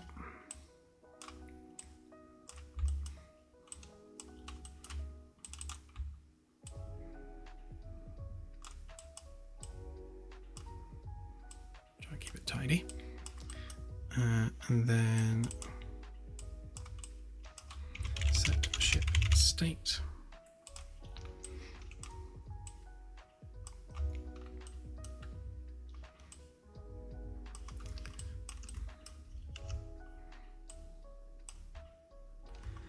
And yeah, to be honest, I can use my macro that I made for that, because that automatically handles knowing which vessel we're on.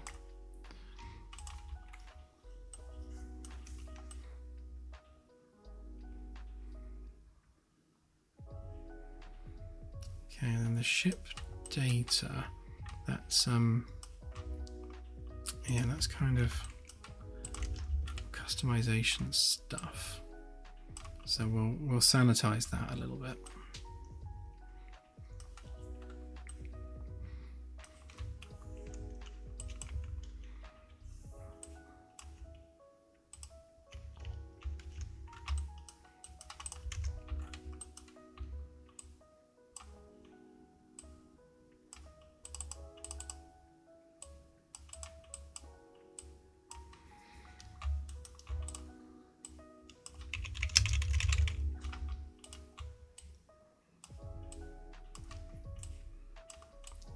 So our sensors data.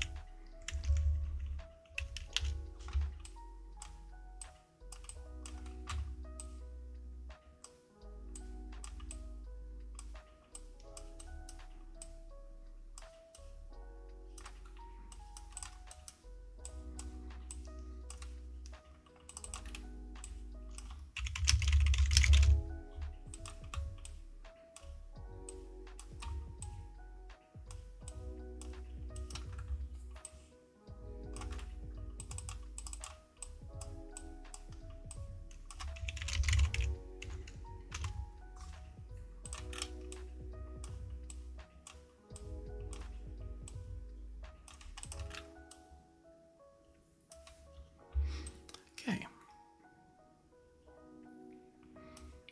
So as we move forward, we will add these as individual data objects to the save game rather than doing this. It's going to make a lot more sense ultimately. Plus, we can save in a more incremental way. So rather than saving this whole struct all at once, we're saving one thing at a time, which can only be a good thing.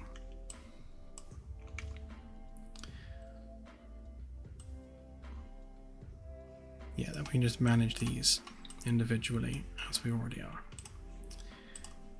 Right, so right now the game is grabbing these values from the save file, and most of this is just the actual flyable ship itself. So we need to make sure that it starts grabbing it from the ship state file instead.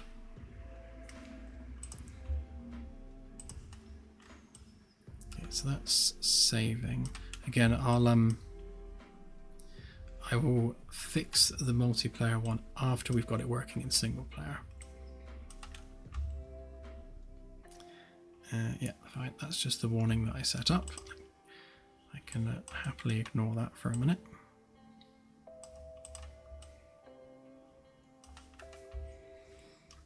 Right, so we now need to load it in the same way.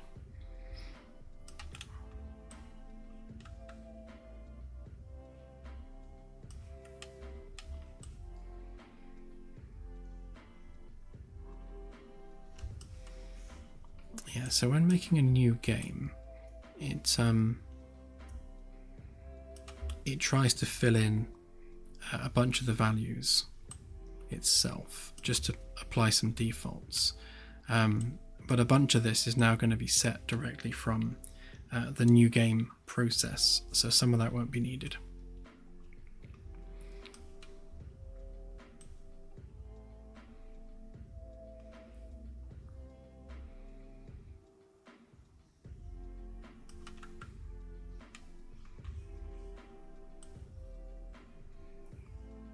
So we're going to have to set all the same variables that we were setting before.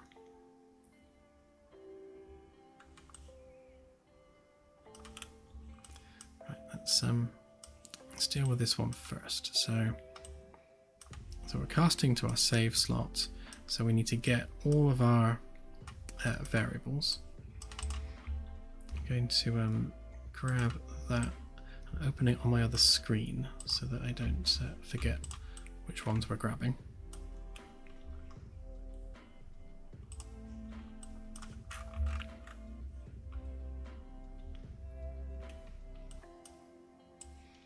Okay, so in order we have ship data,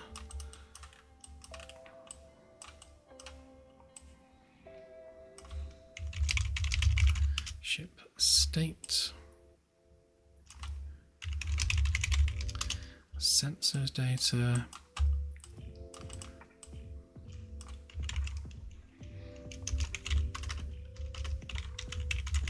exploration data,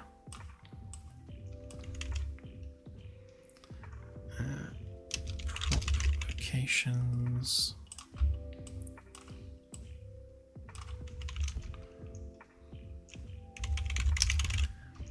mission timer,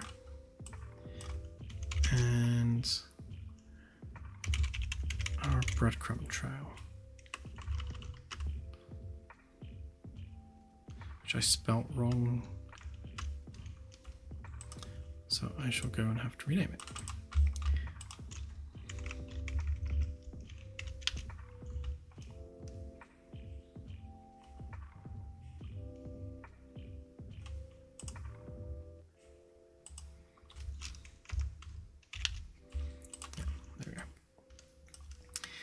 Right, so that's all of our stuff that we're saving and loading.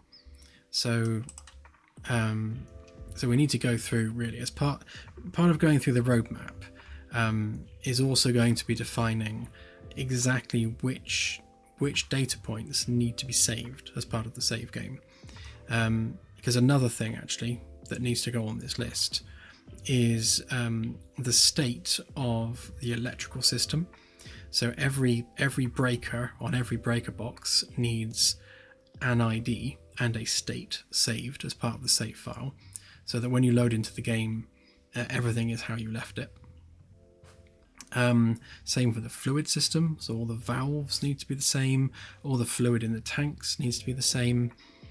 The the HVAC probably won't need saving beyond maybe some vents and things open or closed, but that's more of a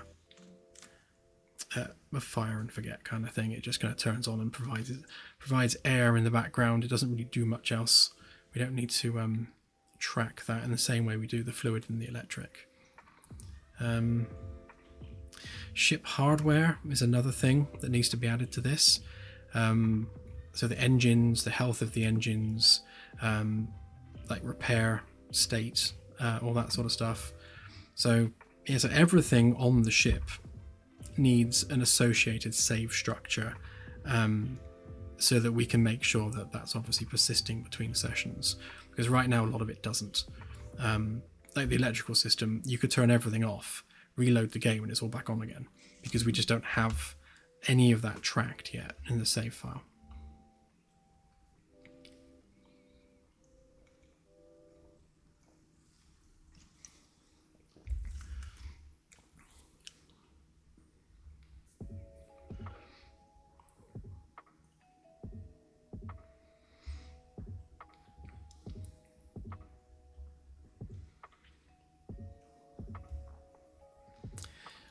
Yeah, so in the game's lore, originally we were going to have it so that humans have literally never left Earth, or the Sol system. But there was too much of a gap between not having FTL technology and then suddenly being able to move at 300 light years per hour. It was too much of an overnight change in human advancement, so it made more sense to kind of even that transition off a little bit and have it so that there are some very slow FTL vessels that were made like in the decades before the Magellan class project, where we've got to Alpha Centauri, we've been able to go there and start setting up a science colony and that sort of thing, but we haven't really been beyond that. There's probably a few probes and a couple of other ships just dotted about the place, but nothing being settled in earnest. So there might be a few ships that have trundled their way beyond the next few star systems, but we're talking probably single-digit multiples of C, or at least double-digit at most. Not the kind of 2.5 million times C that the Magellan can achieve. So human exploration of space around the Sol system is very slow, takes a long time, so it's taking months to years to reach the next star system, as opposed to the minutes that it takes the Magellan. So that's why the Magellan is such a breakthrough, because it means it opens up the entire galaxy for exploration, not just nearby systems kind of barely within a human lifespan. So it's not quite as black and white as we didn't have FTL and now we do and it's amazing. There's more of a transition to it than that.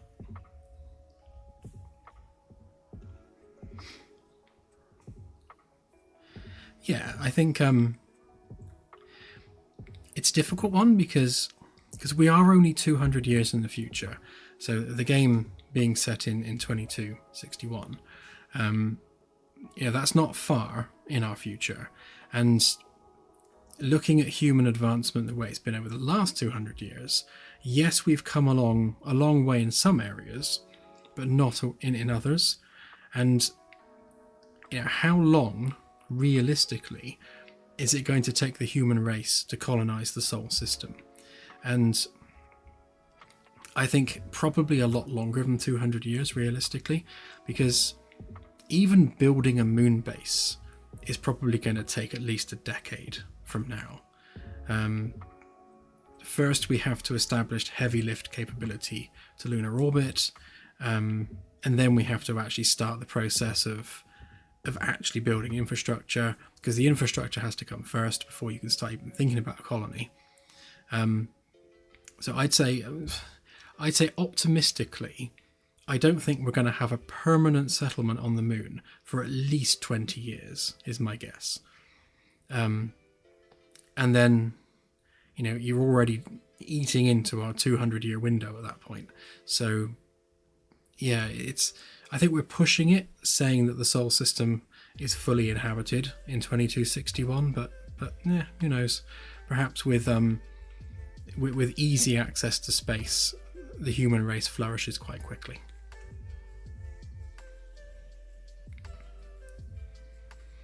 Yeah, so we'll definitely have a large settlement on Mars, a reasonably well-occupied moon, and then we'll have other orbital settlements around the Sol system. So in terms of ground settlements, it's probably only going to be the Moon and Mars that we've actually started building cities on.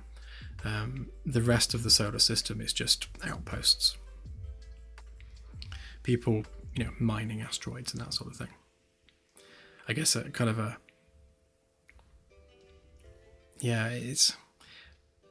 guess it's that whole thing, isn't it? Once you start mining asteroids, then that kind of opens the floodgates in terms of resources, and especially in the outer system, there's so much ice out there.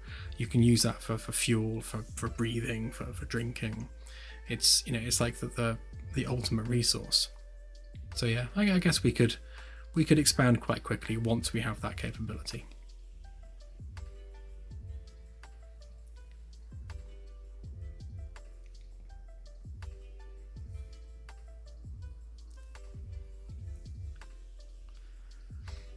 Yeah, I don't think we'll ever see a space elevator.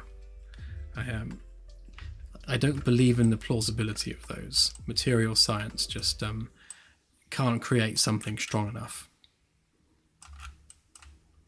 The amount of force exerted on that would be beyond the capability of any known substance to not snap.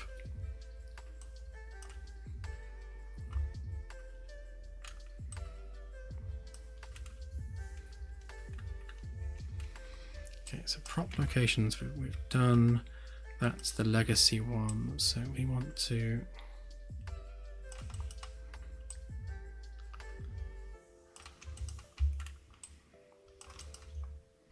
So if we take those...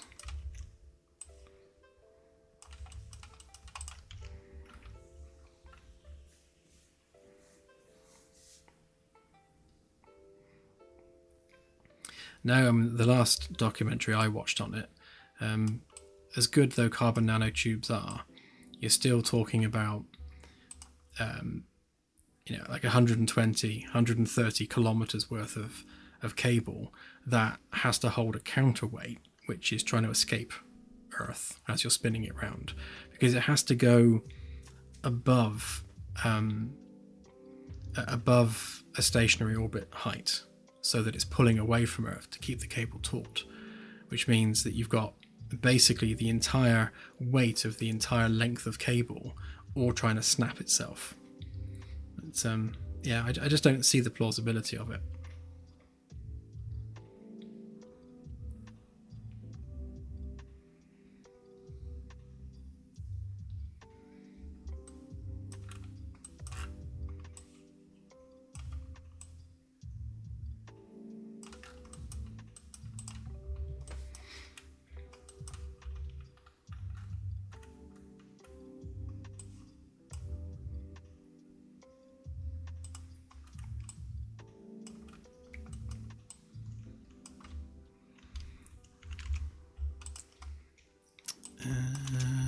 Ship state's an awkward one.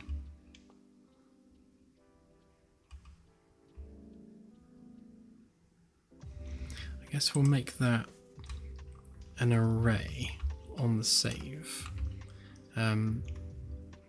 Because the reason it is an array is because we have things like shuttles and other smaller vessels which are associated with the main ship, and they also need their state tracking.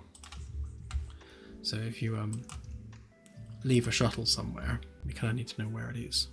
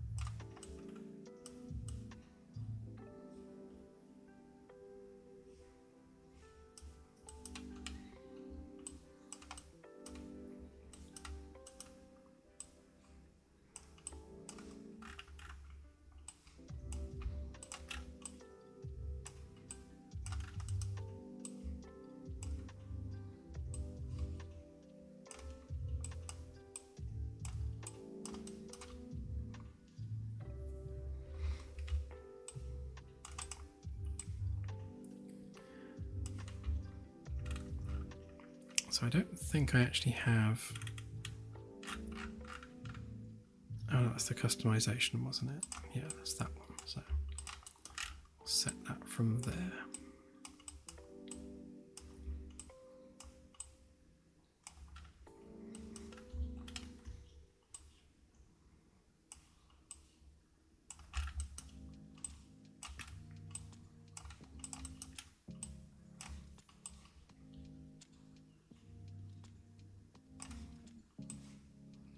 I shall tidy this up in a sec so it won't look quite so messy.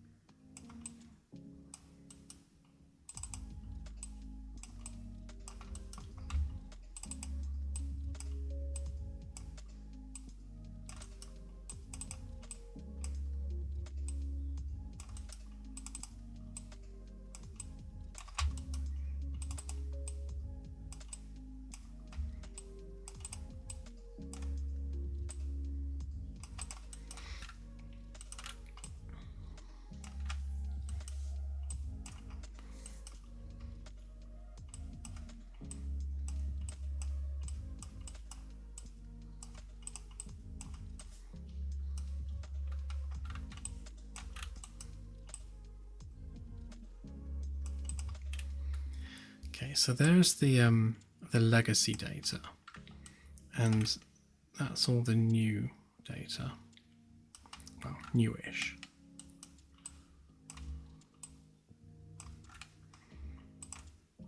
The only issue I foresee with this is the exploration data, because we are basically storing that in a separate place now, but we're loading it originally from the struct. So it basically means anything that we've taken out of the struct and put into a separate variable will no longer be loaded. So that does mean that existing exploration data becomes unavailable. So I think what we'll do is on first load, we'll see whether we can extract the data from the existing save. And I guess this only needs to be worried about if the name of the save file is that single player save, the legacy one. So if that name matches, then we will copy this data into this variable to try and keep that from being lost. So I won't remove that from the data structure until that copy has been done.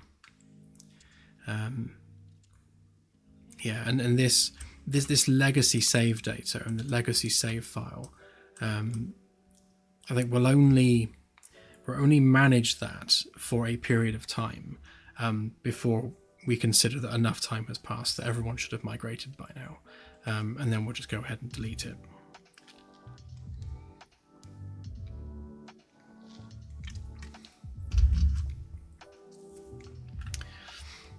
Okay.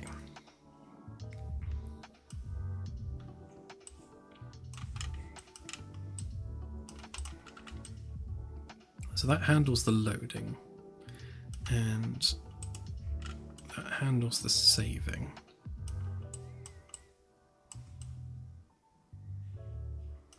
Okay, so the next thing we need to do, having done both of those things, is one, fix the errors, and two, make sure that our flyable ship is getting the right data from the right place.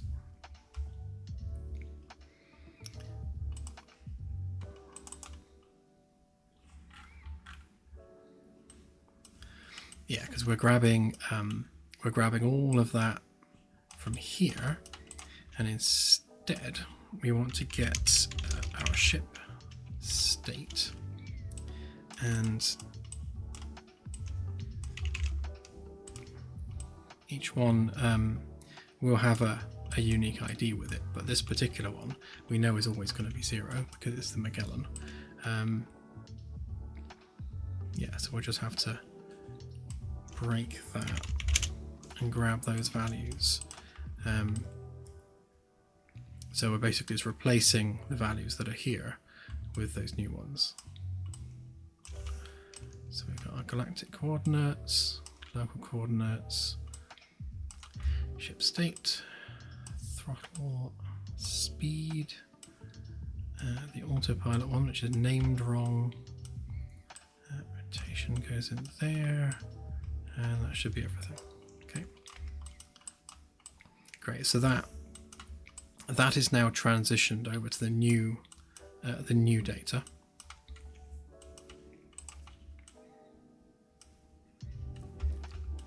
And we can actually also set our targets, because we do have that stored. Yeah, again, the multiplayer one. So the multiplayer and single player will be merged. I keep mentioning it, but I keep thinking about how to do it, and I think the easiest way is just to just delete that entirely, and handle them both the same, because it doesn't really matter whether or not it's a new multiplayer game or a single player game, because you're loading the same file, so we don't need all this extra stuff.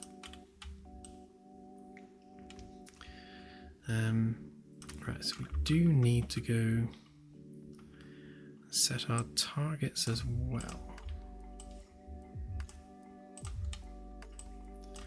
So once we've got rid of all of this, I'll space these out properly so they're not quite as mushed together. Right, so there's our galactic nav target and our local nav target. So we weren't saving those previously, so that's an improvement over what we were doing. So when you load into a game now, the last thing you had targeted on the helm should still be targeted.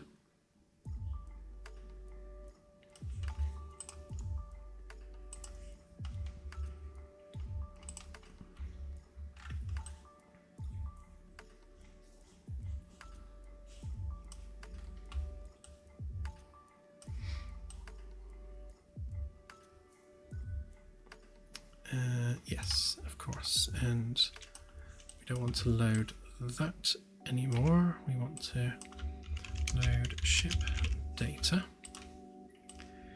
and that can go straight into there. That simplified that somewhat.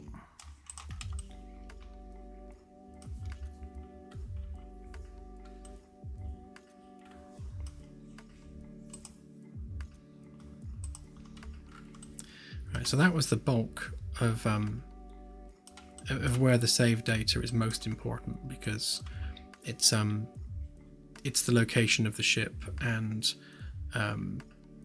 where the ship is in the galaxy. That's kind of like the most important thing that we're saving. Secondary to that is the exploration data and then the census data. So let's give this a try. So we're on that save file. So it will have reset where I am. Oh yeah, I need to fix these bugs first.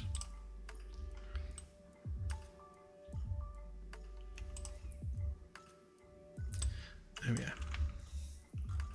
That doesn't need to use that anymore. We can just use our ship state. That can go straight in there. Don't need to worry about the other one. That's my deprecated variables, so that's fine.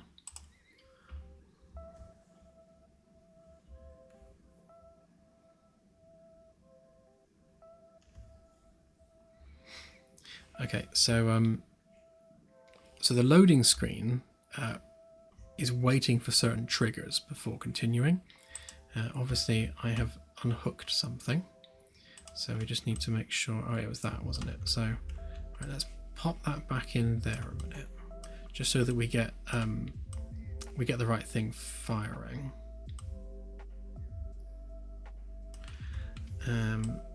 Yeah, we don't want that. We want get ship data. Okay, so that will just be working the same as it was before, essentially.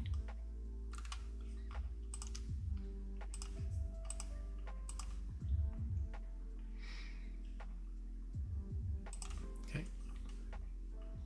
What's not triggering?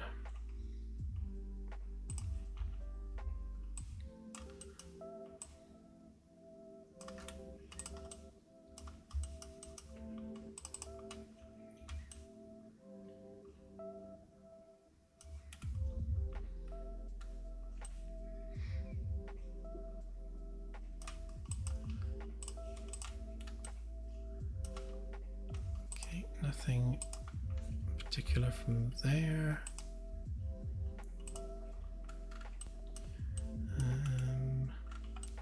Did I neglect to do something on here?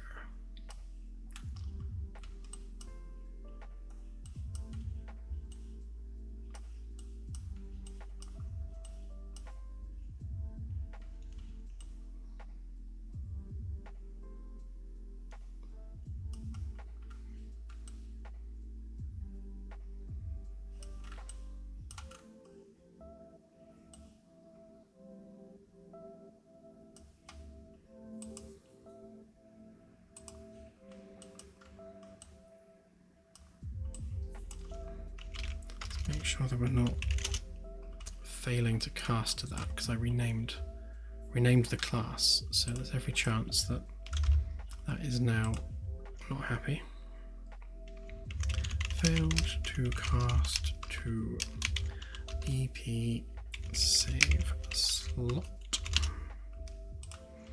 That can be red because it's bad.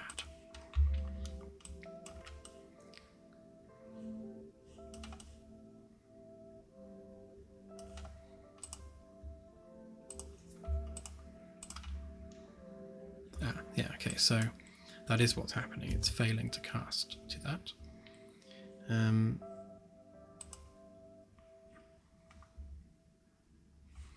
Let's just check that those files still exist. Yes, they do.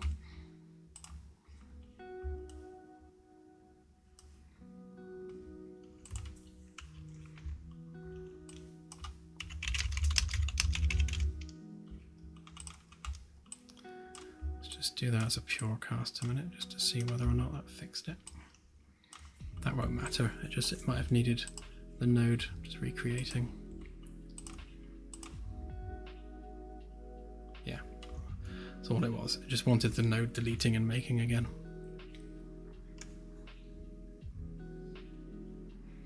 So I'm expecting both of these save files to be at Earth or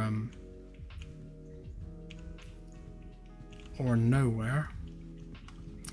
Oh, I think I know what's happening. It's probably put us in the middle of Sag A. Let's just verify. Oh no, that's the right area.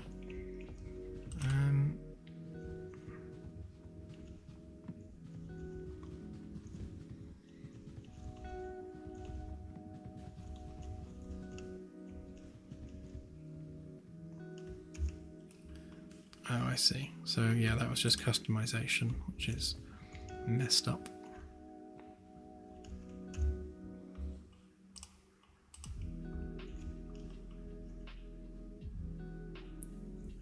Okay, so where are we?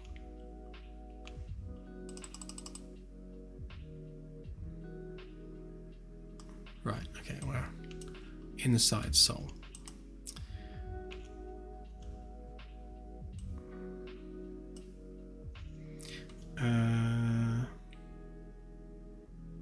Right, that would be because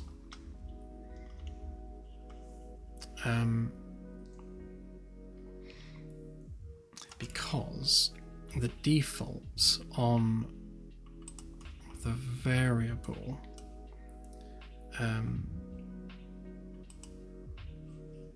on. Yeah, so there's no default set up for ship states. So when we're loading the game from the slot, this particular array would have been blank. So if we were to add a default in here, and we can just use these coordinates.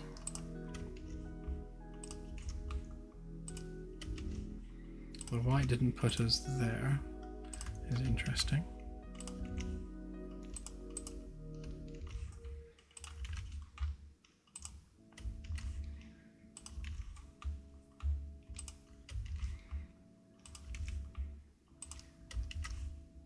Oh, I know why. It's because there was no entries in the array. That's why. So by having one entry with some default values, it just means that we are in the right place when starting a fresh game, which we can test on the other save game, because that will have the same problem. Okay, so throttle 0, speed 0. And we'll have it just so we've got Earth targeted.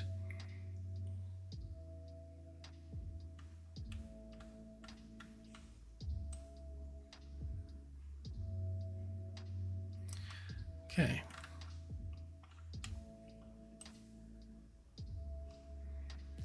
That's the other thing we need to do actually, is pre-populate the sol data, but we'll do that when creating a new game anyway. So we're coming at it from the wrong end.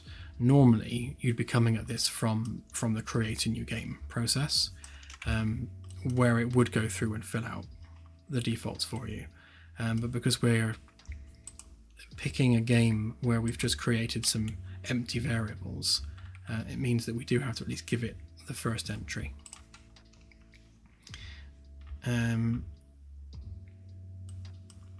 I guess similarly, the ship customization is also going to be defaulted, although that should have been right, because it does have default values. So, interesting. All right, let's see what the other save file does, and does it put us next to Earth appropriately?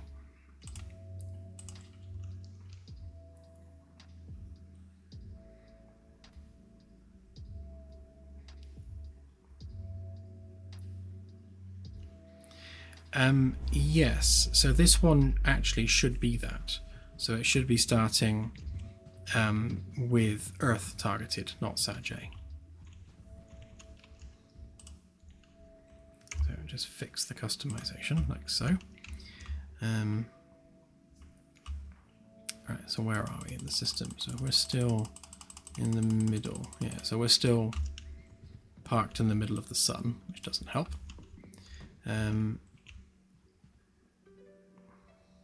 So from this point, if we fly to Earth,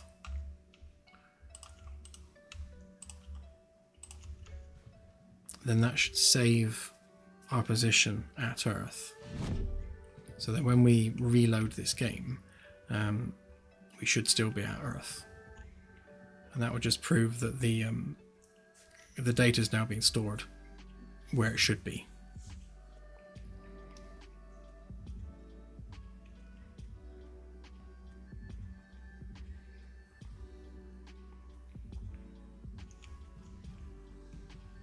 Okay, I'll double check that on the other one. So I'm just drinking more because Claire's telling me to.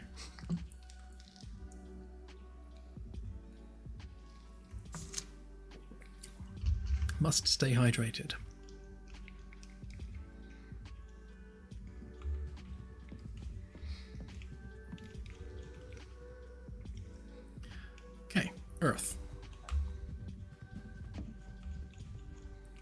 Just wait for that to stop and save.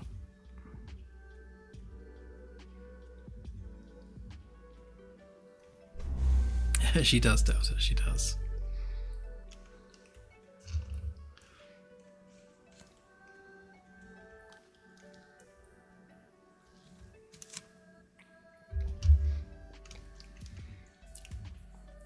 Yeah, Soul being unscanned is normal because we haven't given it the sensor data. Right, so we just exit that there. So first of all, I want to just check that we are still in the same place, just to prove that that variable is being properly written to. Yep, so Earth is still there, so that's good.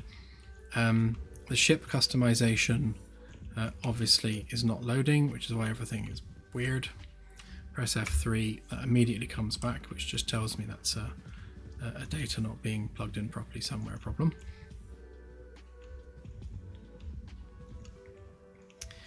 Right, okay, so that's good.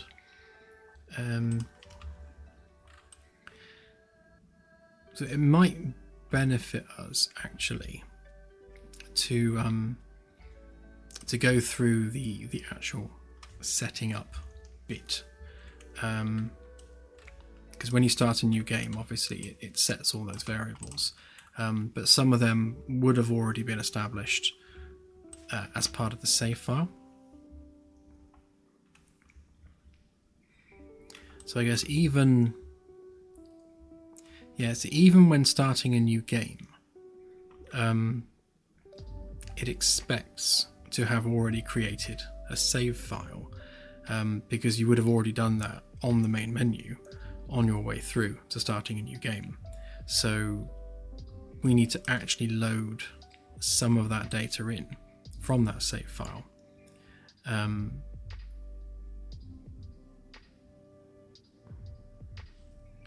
Yeah. So there should always be a save file reference.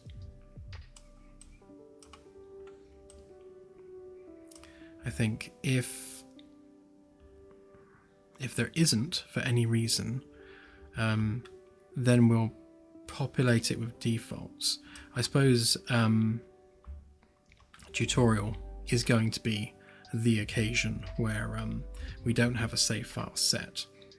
So when we're firing up a tutorial, that's when we're going to have to pre-populate a lot of the data,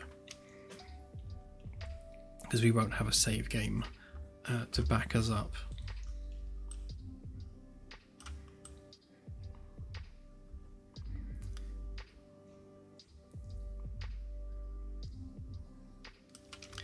Okay, so we're starting a new game, and we don't want any of that, basically.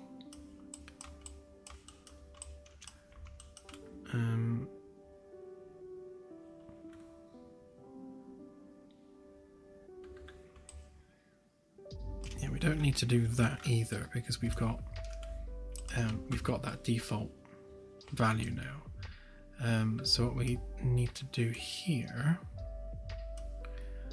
is take all of those variables. Oops.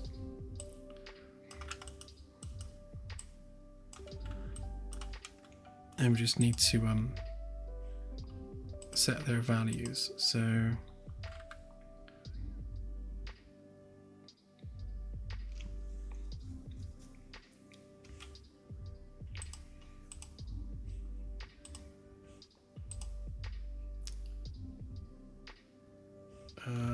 what?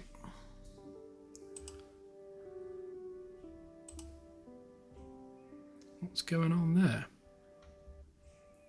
So hang on, we have a bug situation here. That's better. So that one was showing, that variable was showing the details for that one, weirdly. Okay, so we need some default customization on there. Again, a bunch of that can be sourced from the save file that would have existed. So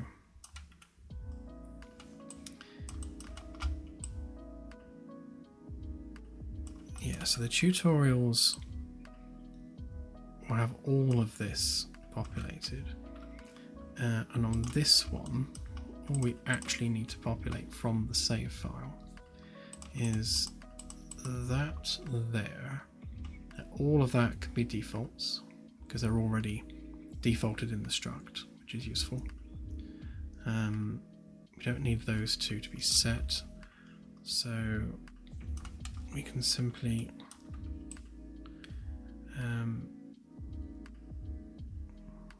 grab that.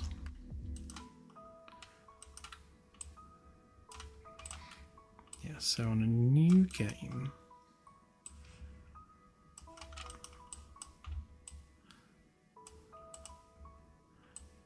we shall tidy this as we go.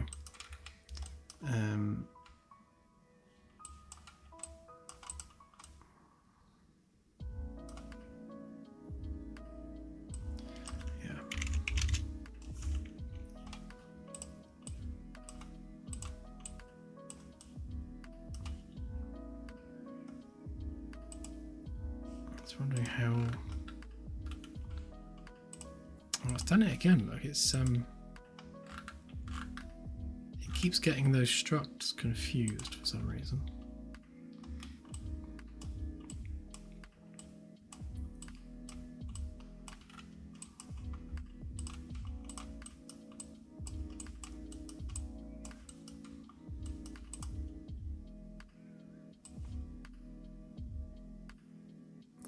Out of interest, I'm going to try just setting that directly and see whether or not it retains the defaults for the colors of everything. Okay, so single player, multiplayer, and tutorial needs to be handled differently, but I'll stick it in there for now.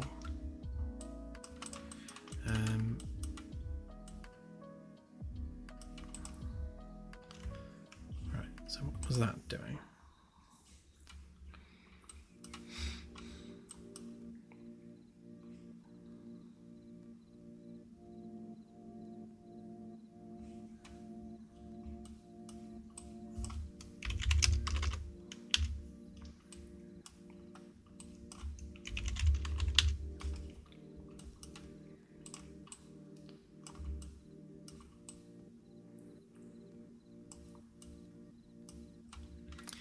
Right, let's set those defaults on the actual struct itself, so that they're a little bit more consistent. I'm going to do that on my other screen for the ease of copy pasting.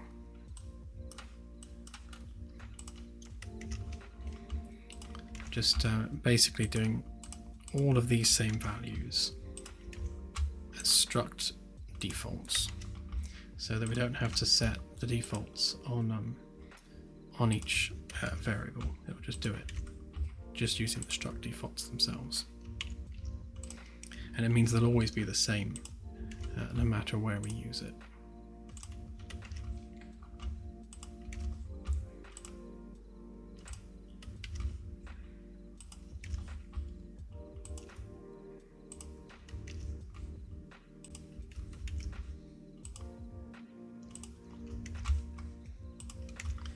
Copy paste, copy paste.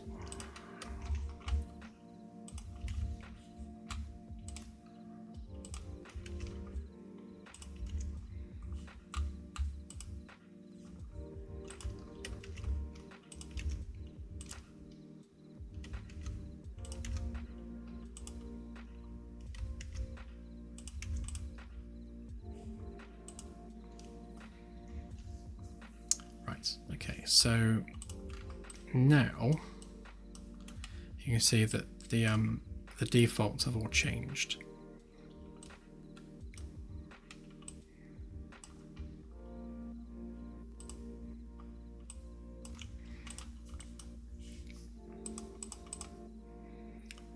That should fix the error.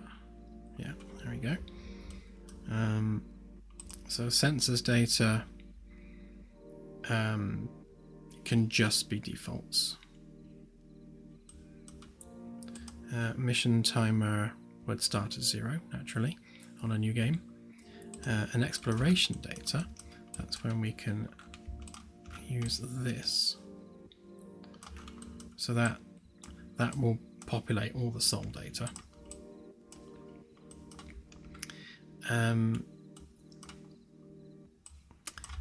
Yeah, again, on here, we want the very first entry in the array to be Earth.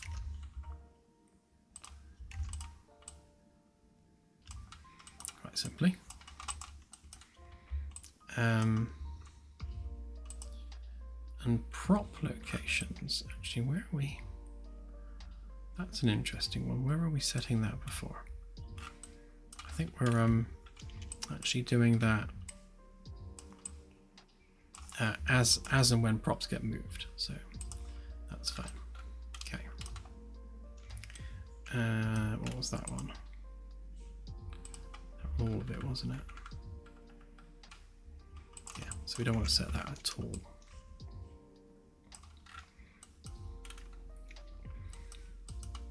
Right, so that should be all of the defaults set that we need. So Earth should be explored. Our first breadcrumb trail should be the solar system. Sensors data is blank anyway. Set the defaults for the ship and load our customization straight from the save slot, which we would have previously created. So what we'll do, because all that data won't be populated right now, so we need to make sure it is. So if we go on to the main menu and basically then just purge those save files and make new ones, that will that should then populate that new data.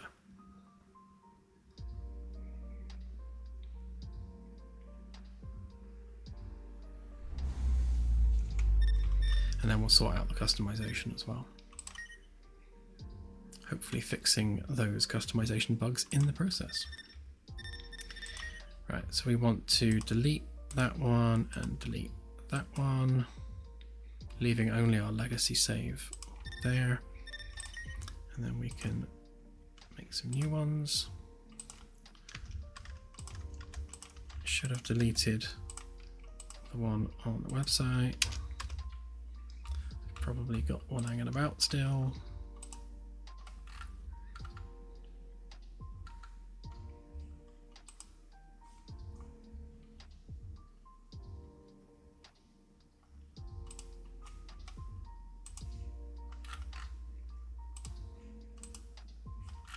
Oh yeah, it's on my other account. Okay, so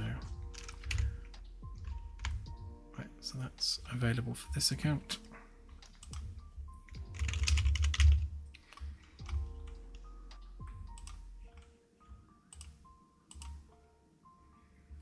Right, so that's the first game created. And then we'll do the same and make another one.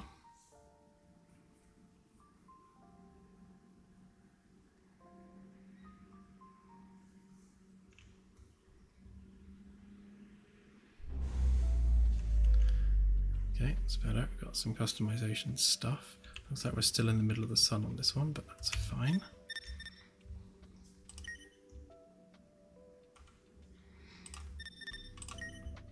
Actually, just check that that's there. Yep. Okay.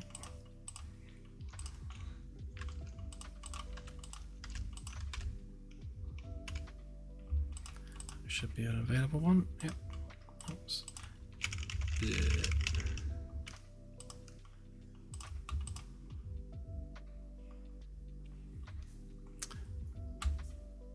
What did I do wrong?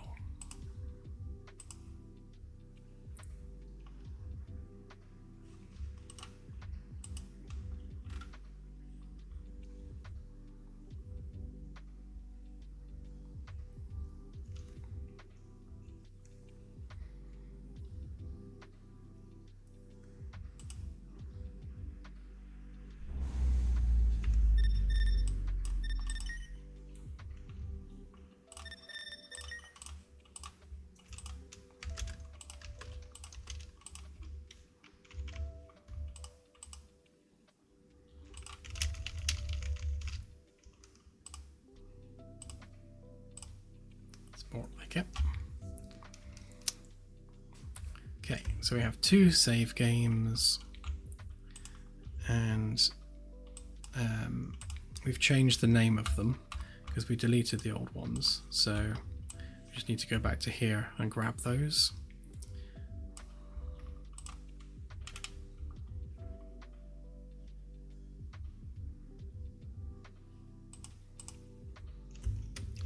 So there was that one.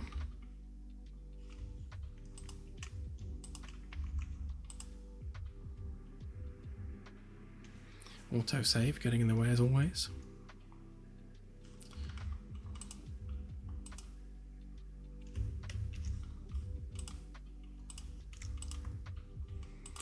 Right, so we start with that one then. So what we're hoping to see is that we've got some defaults that are loaded.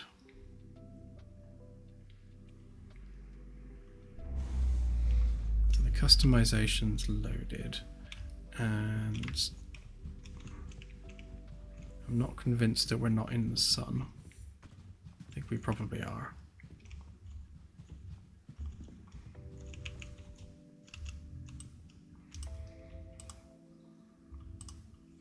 Okay, so we've got no exploration data.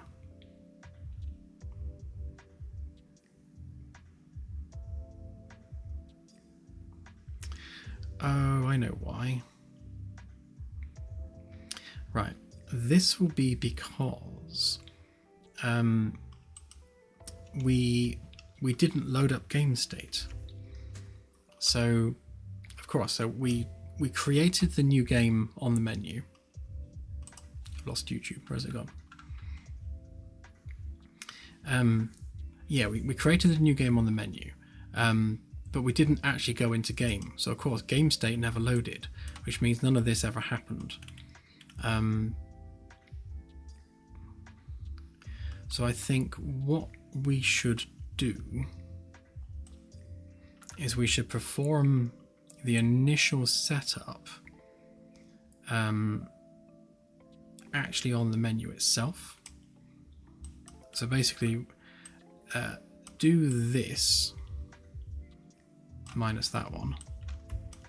So we'll set up all of these saved variables and then write it to disk.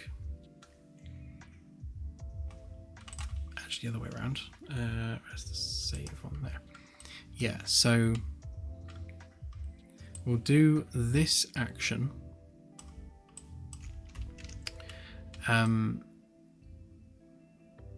Except we'll do it from here. So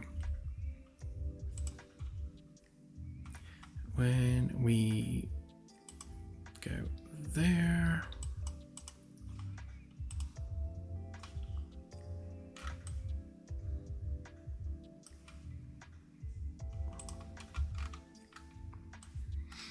so what we do with this is a little bit long-winded, but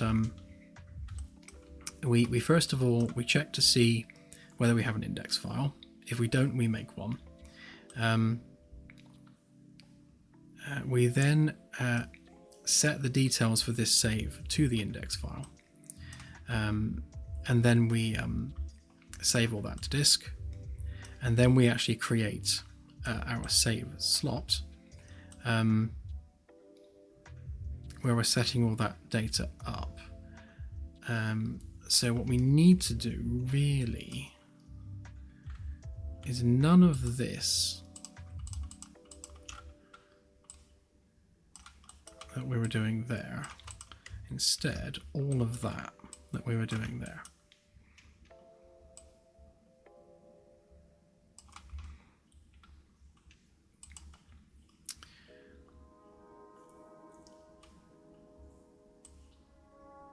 I suppose you don't need to do that. We can just construct the object.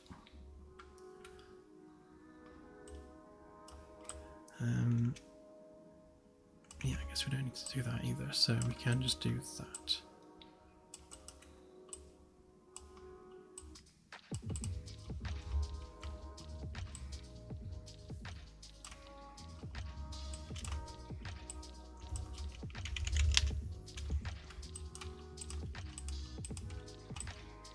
so all that stuff. Get rid of all the colored stuff and just have the names. So all the stuff we were doing there goes there instead. So prefix, ship name, registry prefix, registry and description. Okay, so we're setting those details and the customization defaults, which those are defaulted anyway. So we're setting that at that point. So that we are simply going to make an array and then make our ship state. Again, we've already set up the defaults on that. We'll just overlap that messily for now. But yeah, we set the defaults on the struct, so that's fine. Sensors data can just stay blank. The exploration data, that's the slightly tricky one. So we will copy. Where is it? There it is. So we'll copy that, and then we will pop it on here and hope that it doesn't break.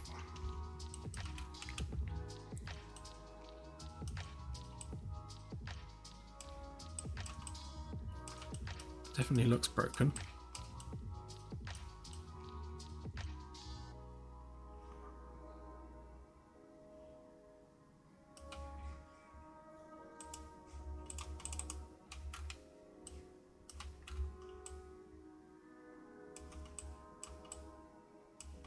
Oh, of course.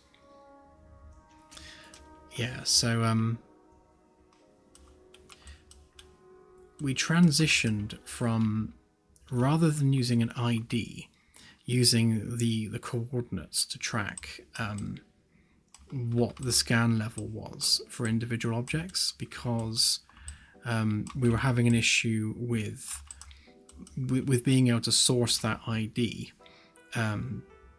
ahead of time when it's needed. Local coordinates are always there in every bit of data that we have, whereas the ID requires that you generate the star system itself. So when you're going through and you're tracking to see whether or not something's been scanned, you would have to generate the entire star system in order to know what the ID of each planet was. Whereas having just the local coordinates means you're not having to generate that same chunk of data. It just saves a little bit on data crunching. But it does mean I need to go through and add the local coordinates for each of the Sol planets in order for them to be properly represented in the data. It's one of those tedious to-do items. But yeah, that should at least give us some default data there. Mission timer starts at 0. Again, breadcrumbs. We shall make an array, and the first item is the Sol system. So we'll start with that one. That's been deprecated. Prop locations we're not setting yet because that gets set further down the line.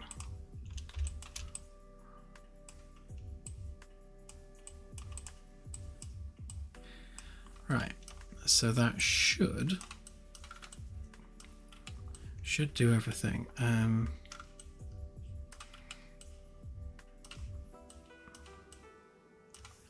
Yeah, and we need to replace that with that, because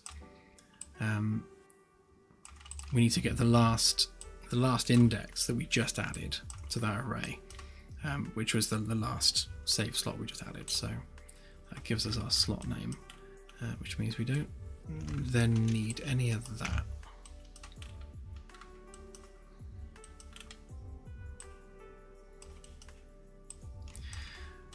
So what we've basically done with this is, oops, on the main menu itself, before we even load into the game, we have already pre-populated the default values in the save game. So we're creating that save slot and then giving it all the stuff it needs. So having done that, let's just see where else we're using that a minute.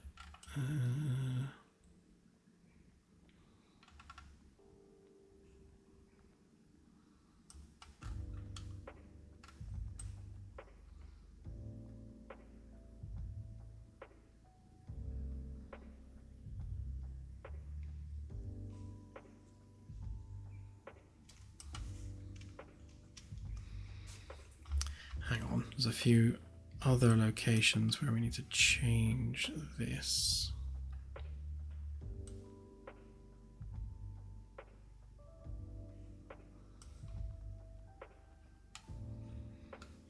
Okay, yes, we don't want to use that specifically. We want to get that.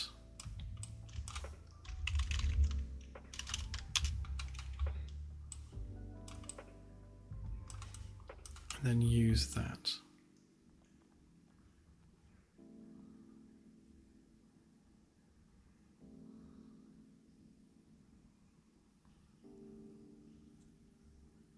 Yeah, and then we're not setting members in that.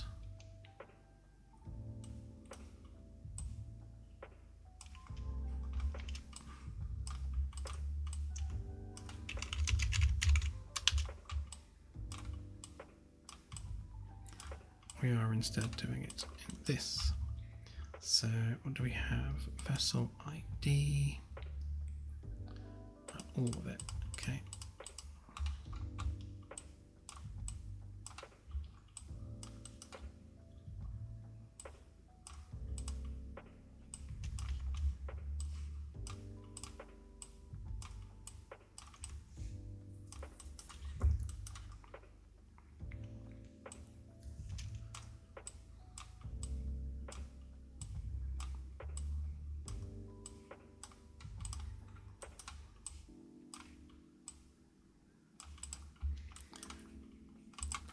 Just making sure we're reading and writing from the right stuff. So like there, we actually want to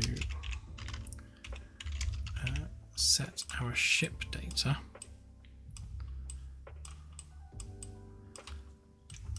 With our ship data variable.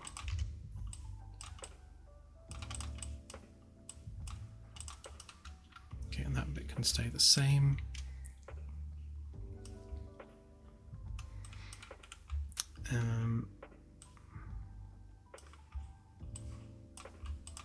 Oops. And that can just go straight in there.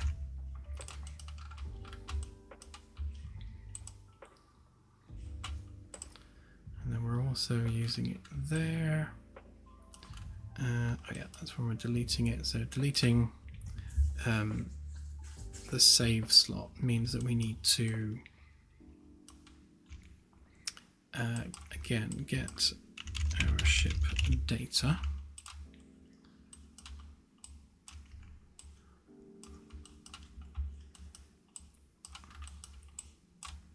We don't need to dig as deeply for that now. We can just grab the ID straight from there.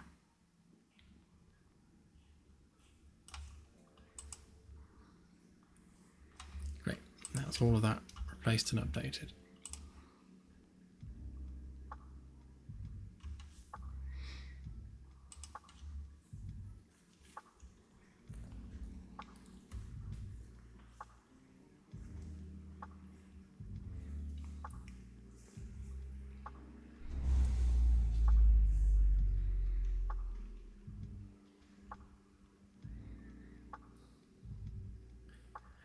Oh no, there's 2 deltas? I think that's too much to handle.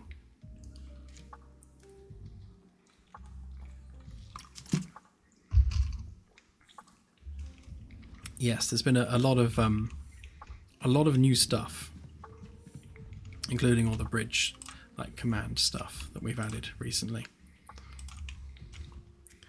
Right, let's just get shots of those save games that we made, because we don't need those.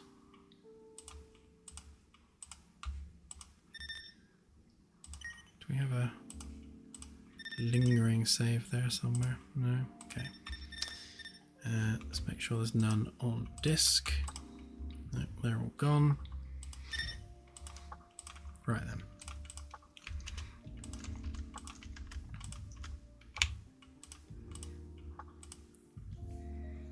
Okay, and it's good that it also deleted it off the website too, because it's allowing me to reuse that registry number. Give it a meaningful description. Okay. So when it created this save slot, it should then have populated the default values. So again, we'll do it for 2 save games, and we'll compare one against the other.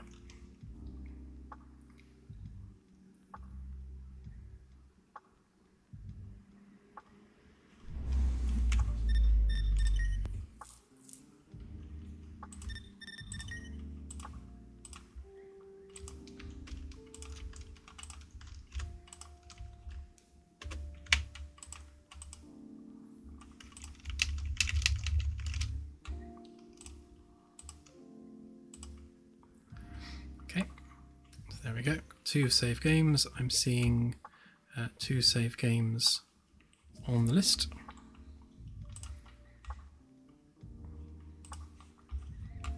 So let's just populate those on our test.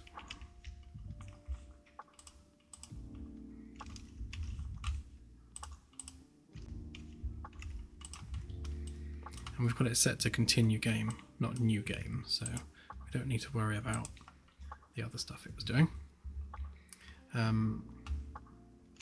Although on that note now, to be fair, when we're doing our initial load game here, like none of this is relevant now, because we're creating that save game on the menu and pre-populating those default values. None of that actually needs to be there. So if we're doing a new game, or new game there, yeah, so tutorial is the only one that is going to require some defaults setting up, but we'll cross that bridge afterwards. The rest of it should be all right as is. Again, multiplayer will be rolled into that as well. Actually, no, multiplayer can have defaults set up the same as tutorial in that regard, for a client anyway. Okay.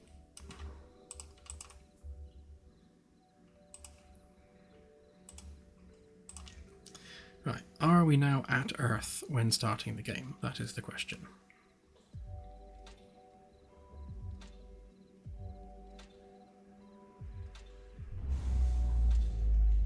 Doesn't look like it.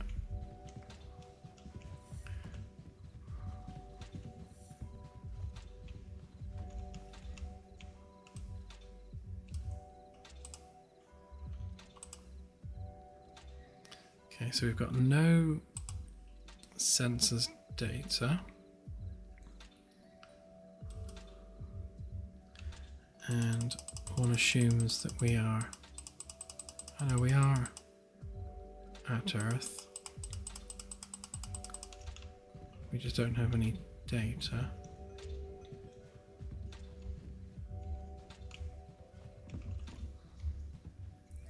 We're just over there somewhere. Okay.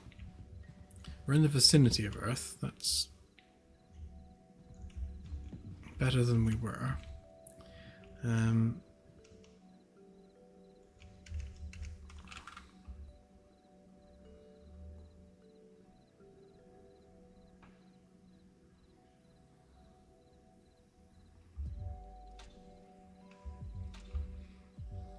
seeing a nav target.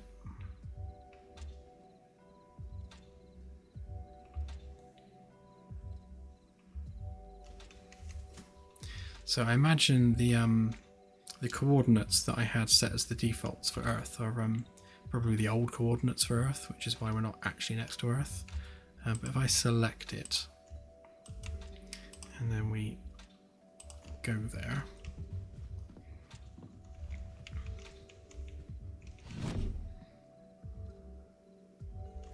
I need to work out what's going on with this as well. Not quite sure why that's all of a sudden doing that.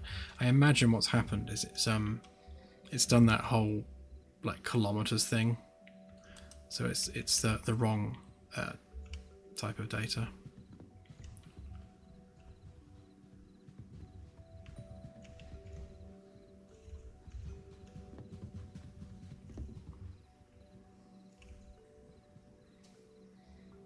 Okay, so yeah, so Earth is there. We just don't have the data for it. That's fine. We can fix that.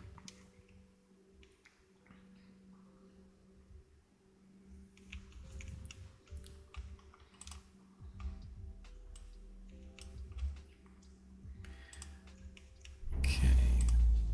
So I'm going to send this ship to Alpha Centauri, and we will cheat our way over. Like that.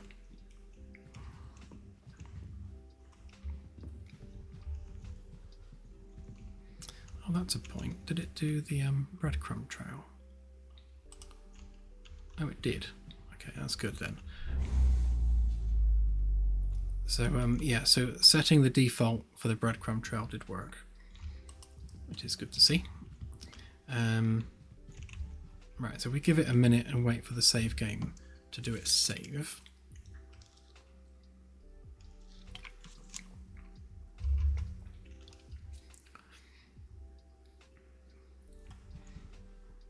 That's probably sufficient.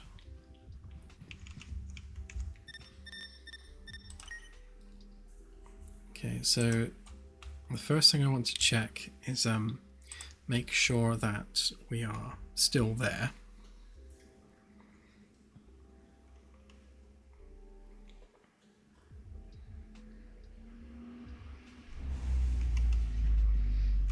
We do seem to be, so that's good.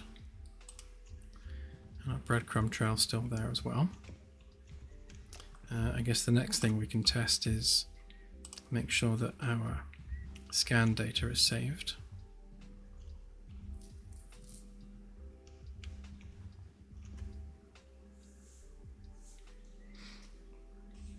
Oops.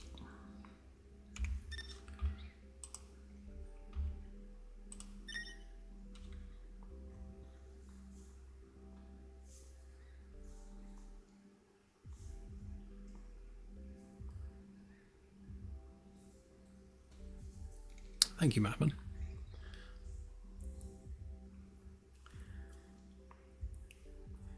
The website is an online portal where we can do community building around the game. So for every new vessel that you create, you can opt in to having the data for that vessel shared on the portal. So this one that I'm currently on now, if we go to the portal and I look at my dashboard, you can see here these are the vessels that I've just been creating and deleting. It won't have deleted a couple of them because I changed where the data was being stored, so it didn't have the ID available to delete.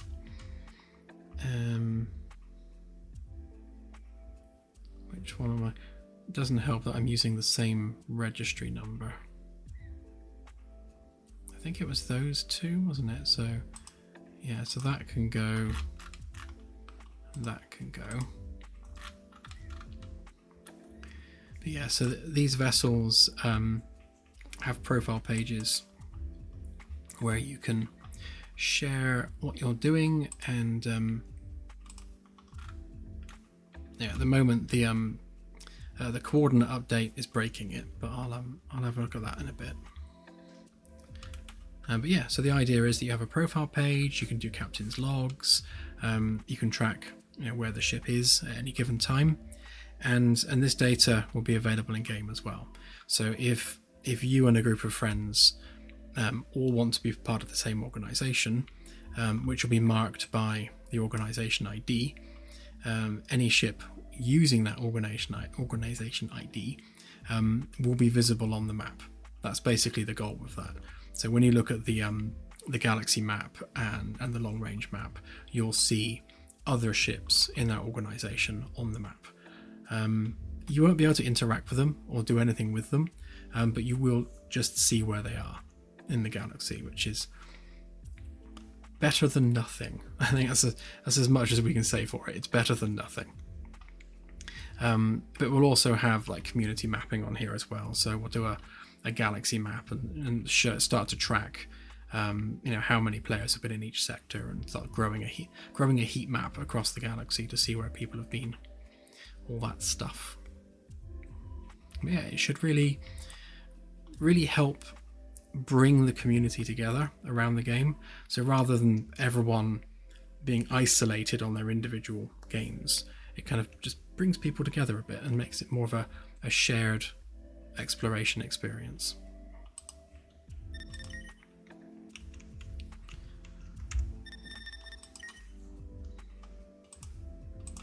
Just make sure that save exploration data saved a minute.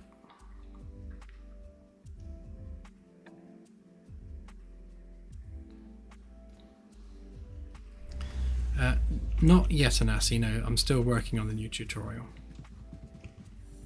I've been waylaid doing this over the past couple of days. Just wanted to make sure that all this was working before I put a build out. Because I can't put a dev build out if the save and everything's not actually working. Right. So let's now switch save files. So this ship should be similarly floating a distance from Earth, and I'll have a look at why it's so far away from Earth, because that is a weird distance to be at. Yeah, we are not where we should be. I'm wondering actually whether or not I've not added enough zeros onto the coordinates, because the game displays them in kilometers, but of course the engine tracks it in centimeters. So I've probably put the kilometer value in rather than the centimeter value. So the ship is closer to the sun than it should be relative to Earth. That doesn't explain where the sensor data's gone, but that might be the fact that all of the objects have 0 as their location, but that means that Sol itself should be explored because it's at 000. So I don't understand that one. I'll have to dig deeper into that to figure out what's going on with it. Okay, so like before, we will send this one. Let's just send it to a planet in Barnard's star. Send the ship that way. And then cheat. Boom, we are there.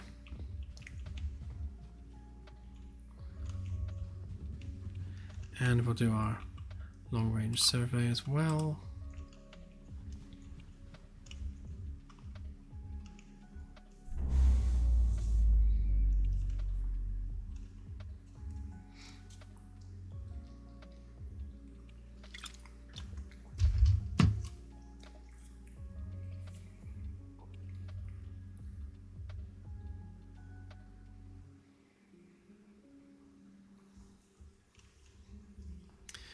Okay. Yep, so we've got sensor data.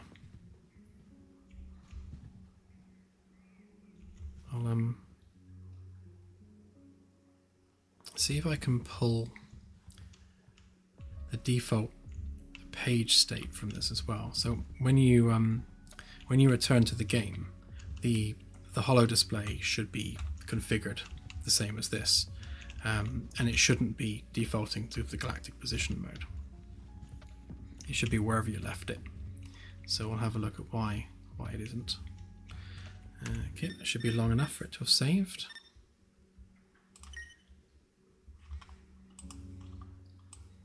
Okay, so this save file should be in Alpha Centauri with Alpha Centauri scanned. So I'll just check that we're still where we want to be. Looks like it. So there's our planet in the Alpha Centauri system, and Alpha Centauri has got scan data. Okay. And then that one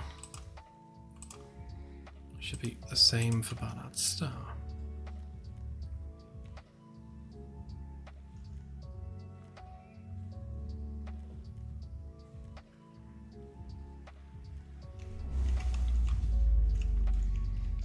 Yep, star is correct, planet is correct, and data is correct. And what we don't have on this one actually is our breadcrumb trail, so that's interesting.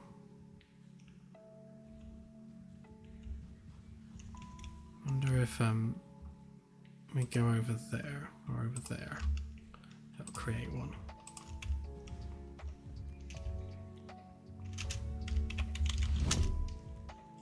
Yeah.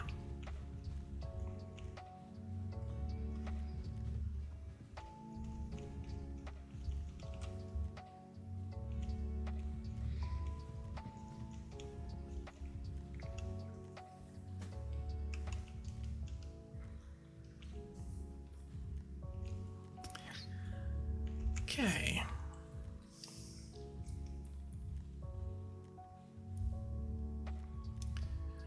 Yeah, I need to make an actual proper tiny model of the ship, because right now it's using a full-scale proxy mesh, which is scaled down to be like tiny on the holo display, and it's also using a wireframe render, which looks bad and flickers.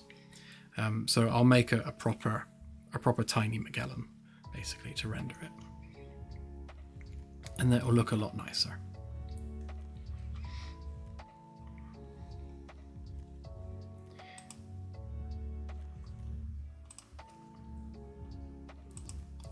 Okay,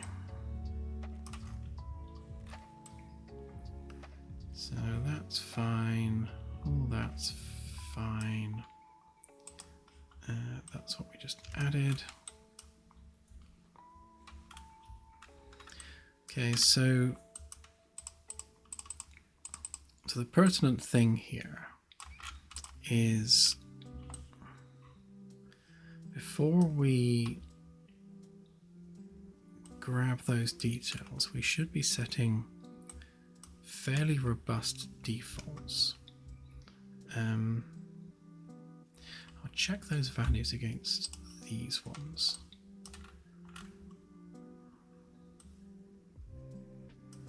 So 757,151.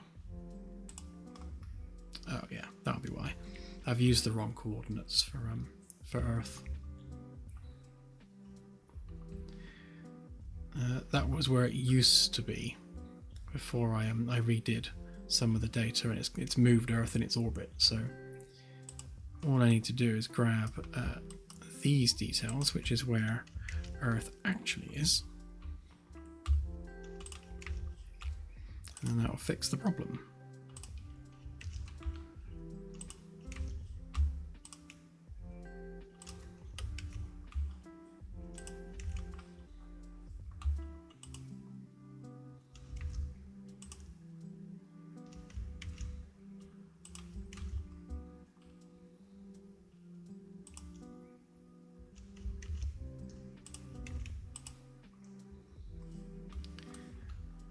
assuming the rotation was probably wrong as well. Yes, the rotation is also wrong.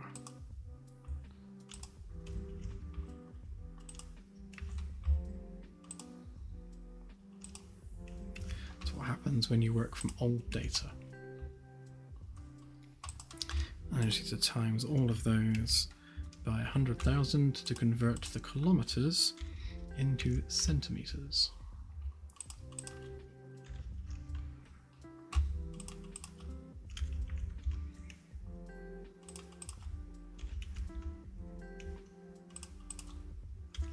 Just doing that on my other screen for simplicity's sake. There we go. So I've just basically just pre-populated those default values. So it will now place the ship properly at Earth, facing the right way. Right, so that's solved that problem. And yeah, that's now updated accordingly. I think that problem is just the lack of local coordinates, so I just need to look those up. That's an interesting one. So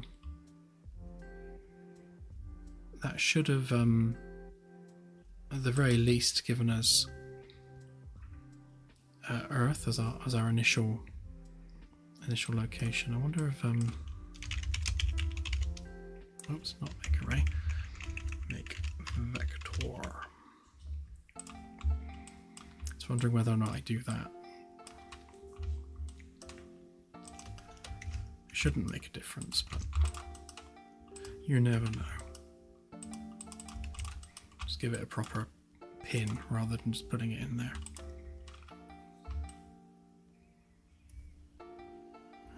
Yeah, so we're creating the object, setting all of our data, and then we're saving it to the slot.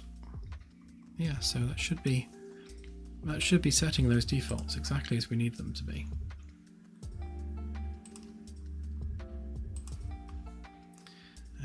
And then I think if we grab hollow display, because I seem to remember when we were doing the breadcrumb trail, we were artificially inserting Earth.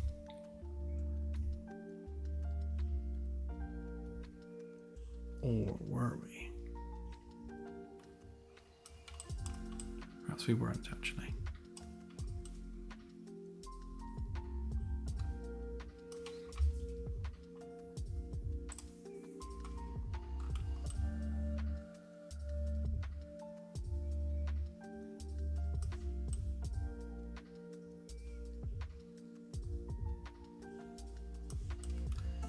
We weren't, that's fine.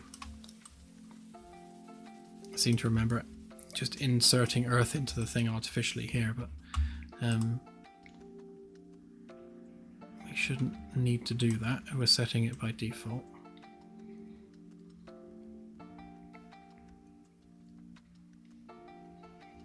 Yeah, so we're literally just going through there and adding the ship on the end. So as long as we're loading that and setting it on gain state, which we should be doing as part of our load game here. So yeah, we're grabbing our save slot. We've got our name already set, so it should be loading it and setting it.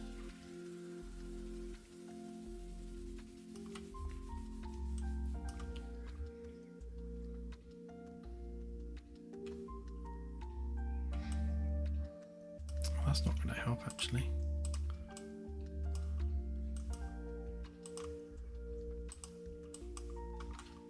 That's going to overwrite some of our data, so I'll skip that.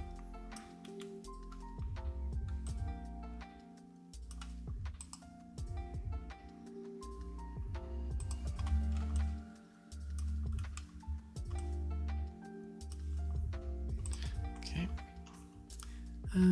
What else? What else?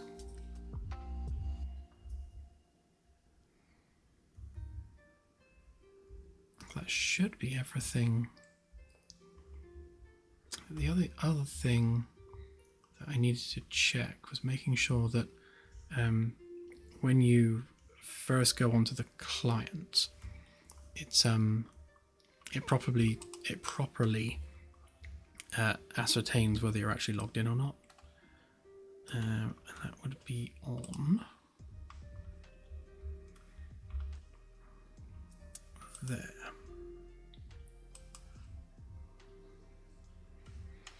Yeah, so if we just set that default value, just so I know that it hasn't changed. So we need to basically have this update properly when starting.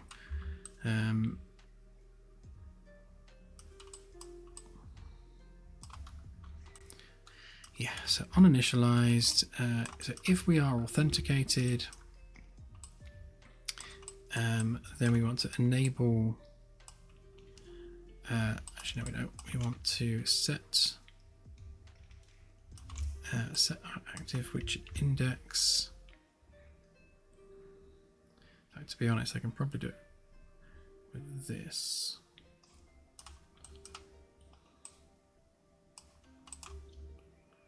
Yeah.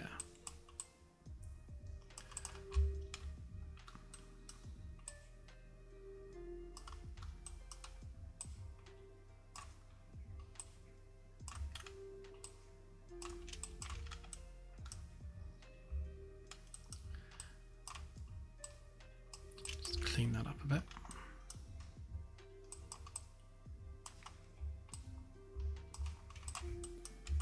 Okay, so what we're doing is we're just we're checking if we are authenticated, and then we're binding that to when the authentication session changes. So if we log in or log out, then we can clean up the UI from here with this. Don't need that. But when first starting the client, we haven't logged in or logged out yet, so this won't fire. So we just need to make sure that we force it there.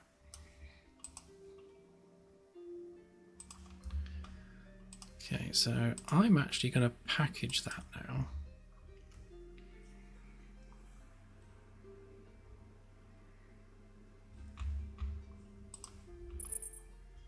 And we'll see how it handles it in a packaged game, because it'll be easier to test if we can go straight through from the main menu.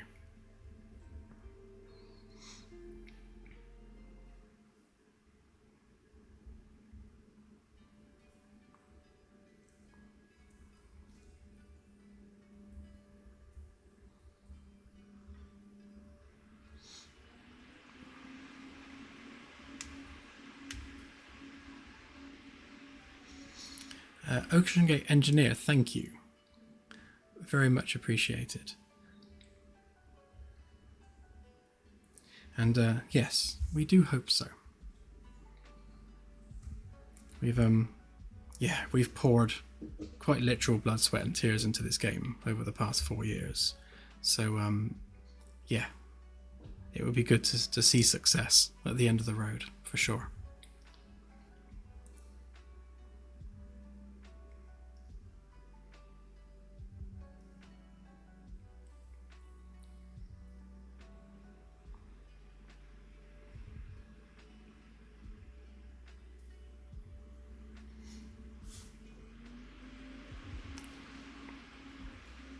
Sorry, Frostus. Yeah, well, we class the proper beginning of everything in January 21.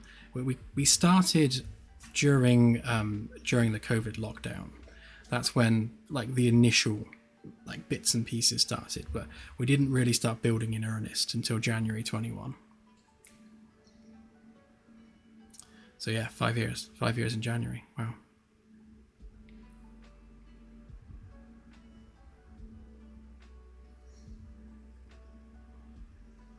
Time flies.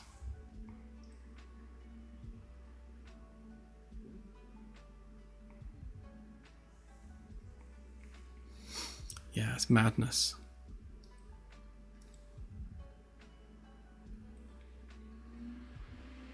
yeah, we've had a few false starts along the way. Tried some things with the ship, went in a different direction. It's definitely been a very heavily iterative process over the years, but yeah, it's definitely it's come together because of it.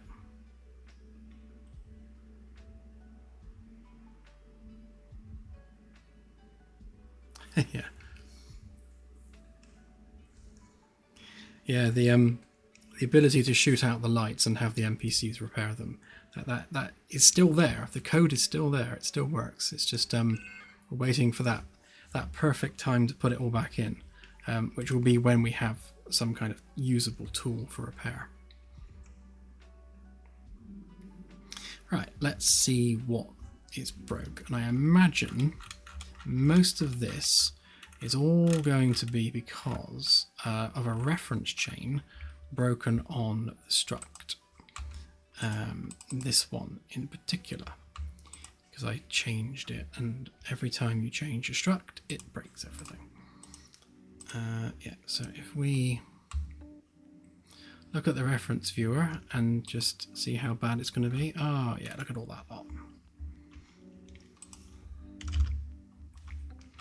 So basically, all of this lot need to be opened and saved. So if I close all of this,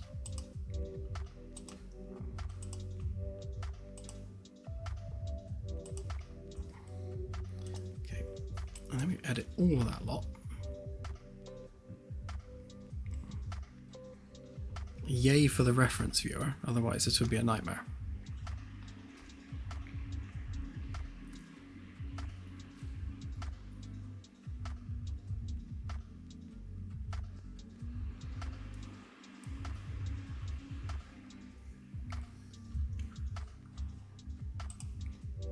Let's just close these while we're there.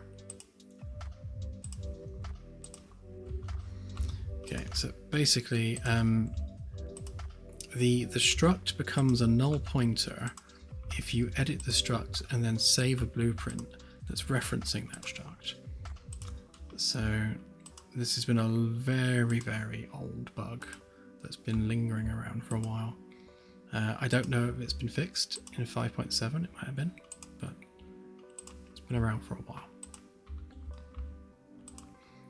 But to fix it, you just need to compile every blueprint referencing that particular struct, and that usually sorts it out.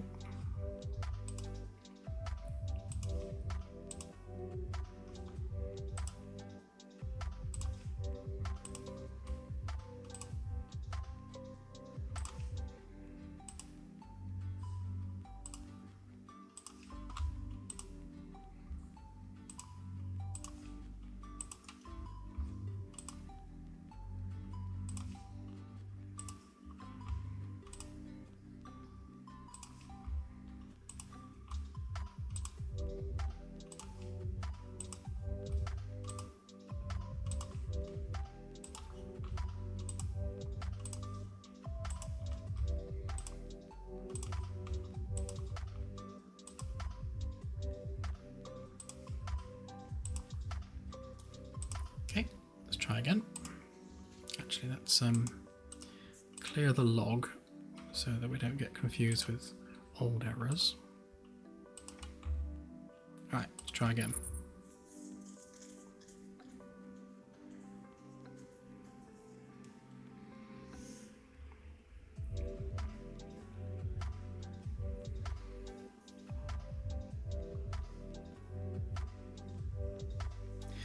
I do go through a lot of tabs, it's true.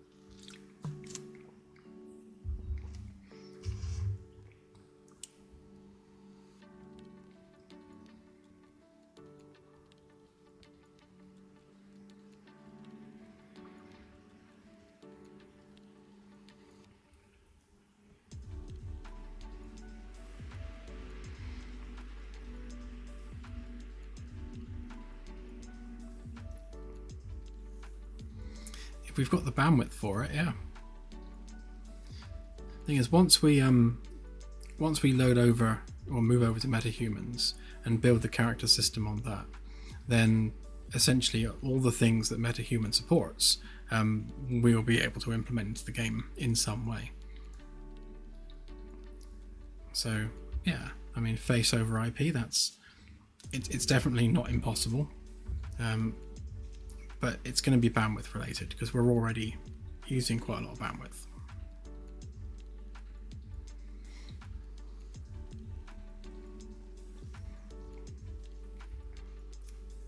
I think there's a different struct that we need to refresh.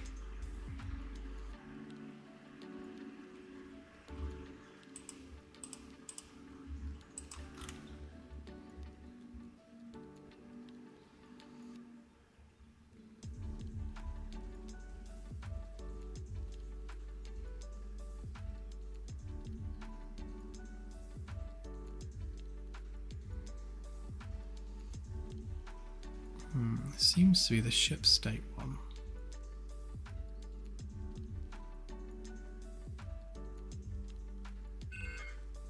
Okay, it's only a few to fix. Right, let's do that one. It's a shame you can't open it from here.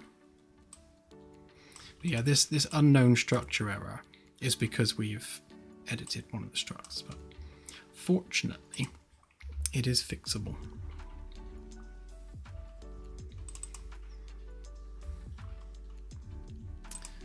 Yeah, that'll be it. So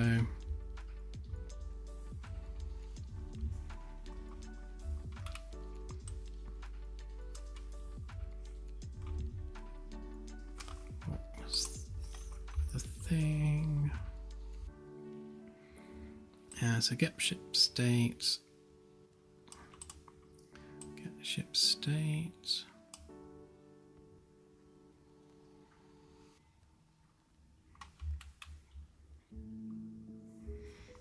It's probably easier, to be honest, given so few blueprints being affected. It's likely easier if I just go to the content folder and grab out each one individually, compile, save, and done. So that was that one. Then we want that one.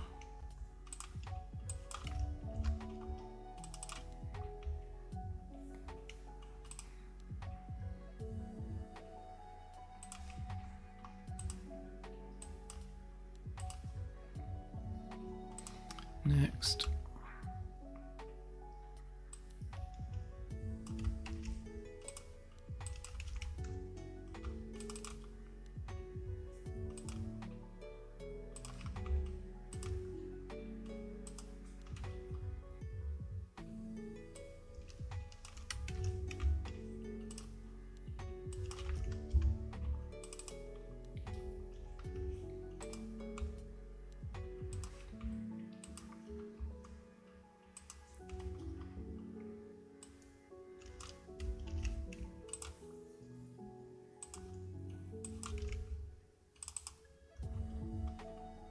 See, this one shows that it needs compiling, and the other ones didn't.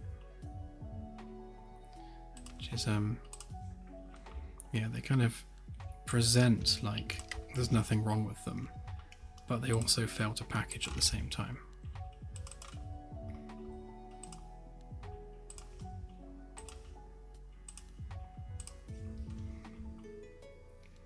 I've done that one. So that one next.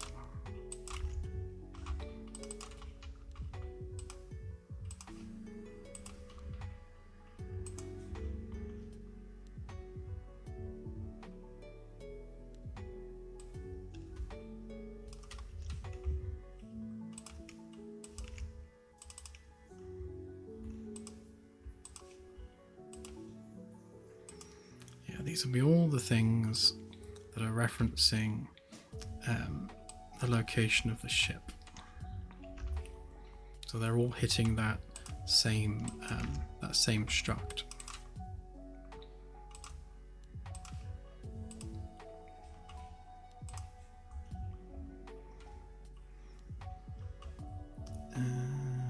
Don't think I did that one.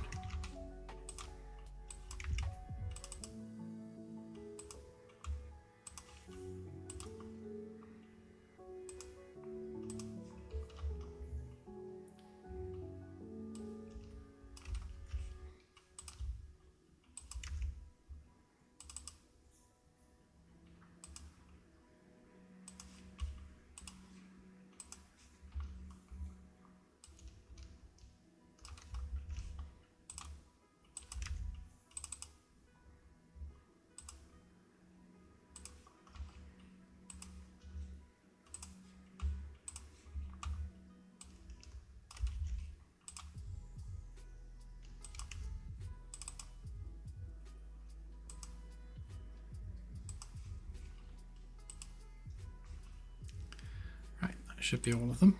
Let's try again. I'll clear the log.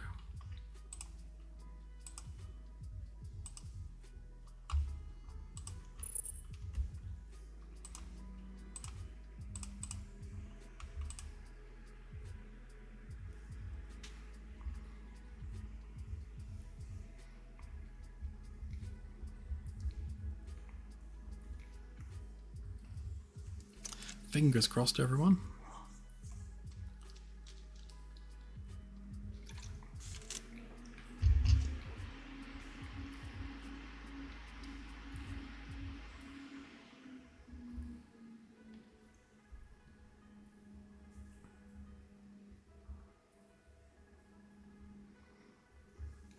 This is how it usually goes.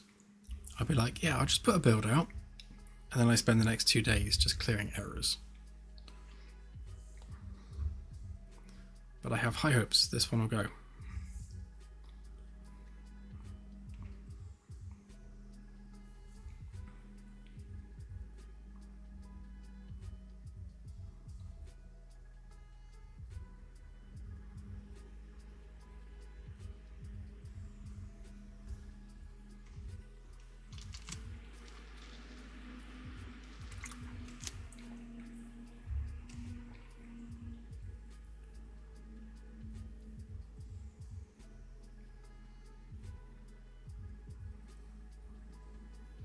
Hopefully. If it all works, then yes.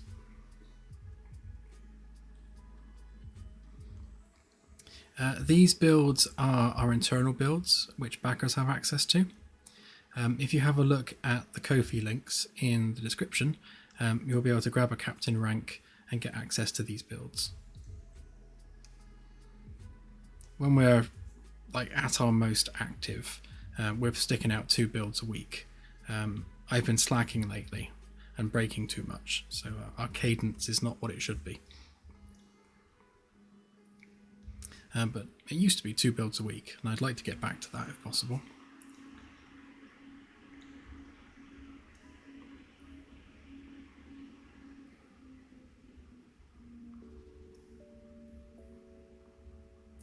Yes, yeah, and as Claire says, we are basically putting finishing touches on the demo update. There's still a few things I need to sort out for the demo, and this was unplanned, so this is very much feature creep, which Claire berated me for. She does stay on top of the feature creep. That's true, I was also sick, yeah. I had a raging case of man flu.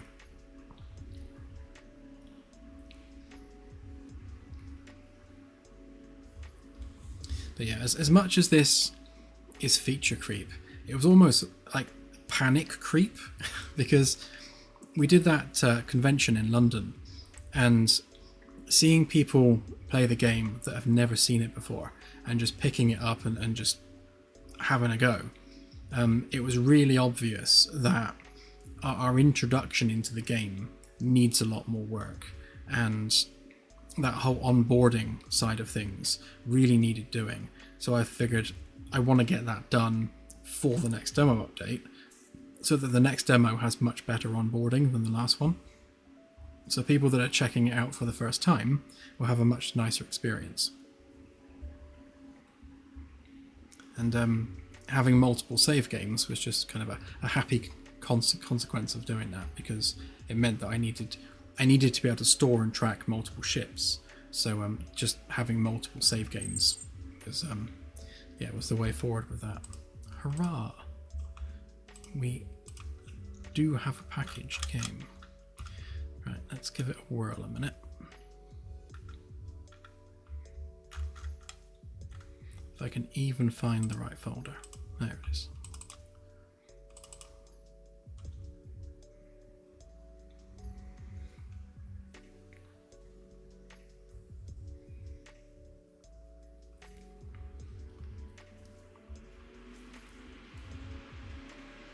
So obviously I'm running this locally, not from Steam.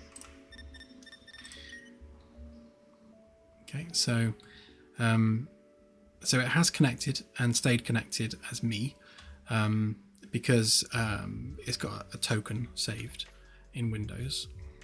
I'll keep that for a minute. Got a couple of games there, so we delete that one. Get rid of that.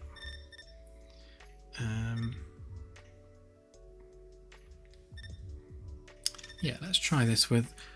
Try it with a vessel with an actual name. So, yeah, because I'm logged in as me, it gives me Caravella access as well, which is nice. Not that that map loads. I need to work out what's going on with that. So it will try and load the Caravella, and then the map itself never finishes loading. So I will fix that, and then that will be available to anyone who is Admiral level or above. Okay, so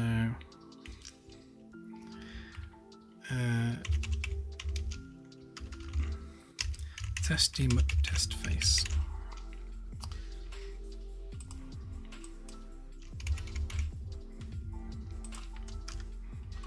Okay, so we'll create an online ship, make sure all the fields are refreshed. I need to work out why it doesn't recognize that the fields have text in them until you type something, and then it does. I'll have to just force a refresh on those. Finest vessel in the fleet. The flirt. So that's not going to update the character profile yet, so there's no point typing anything in it. That just does that. Okay, so this should put us at Earth with a new save game with a vessel already called Testy McTestface. So let's just see whether or not it works end to end.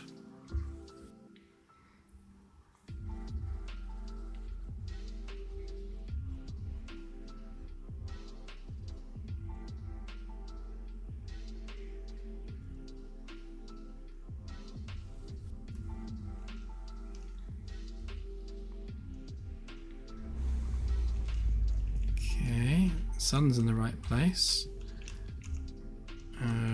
Ship name's not being read from there, but I haven't told it to, so that's fine actually. And Earth's in the right place, so that's good. Do we have any updates there? No. Any updates there? No. Okay, so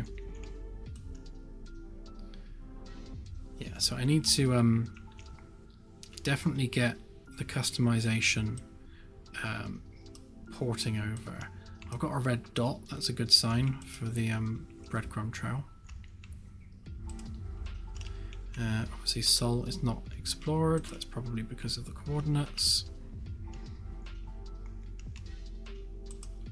Okay, let's just go there.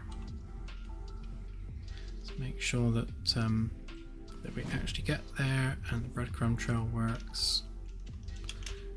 May as well cheat our way over. Actually, before we cheat our way over, let's just see whether or not we do drag out a breadcrumb trail behind us.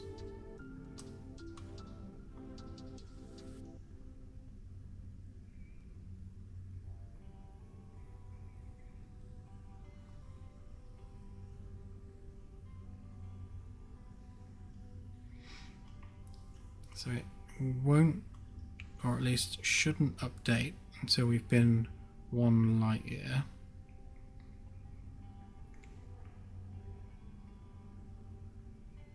Yeah, there is the beginnings of a breadcrumb trail.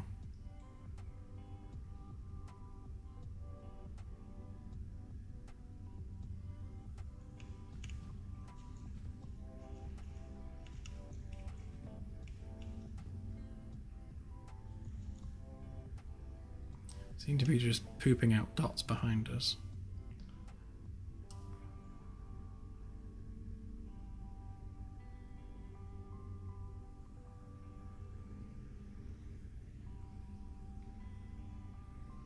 I think it's taking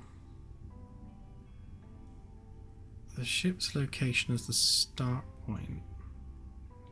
I don't think it's I don't think it is actually setting Sol under a default value.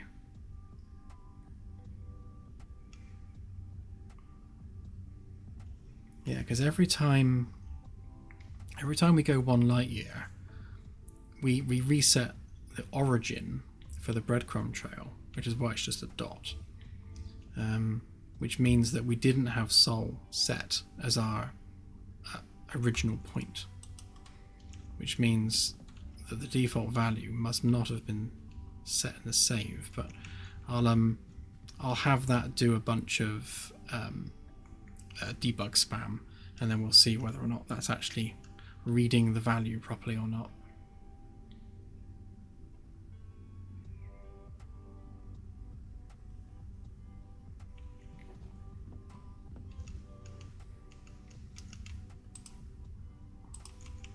Okay, already there, so disengage that. Okay, so if we go somewhere else, like that neutron star there, we should now see the breadcrumb trail trailing behind us from Alpha Centauri.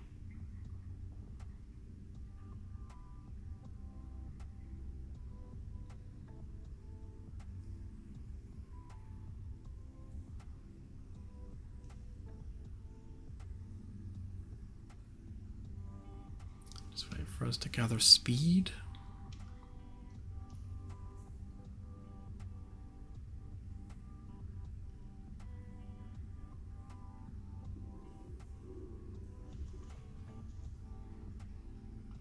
Okay, so as soon as we hit our first light year border, there we go.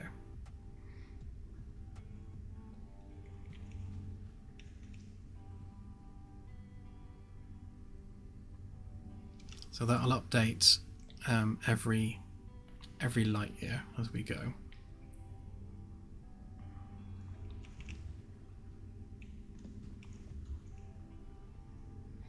Yeah, so it's definitely just the initial start location, which isn't updating.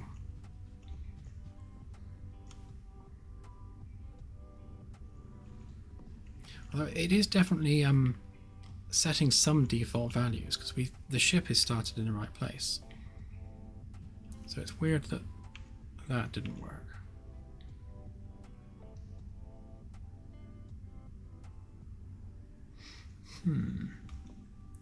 Very curious.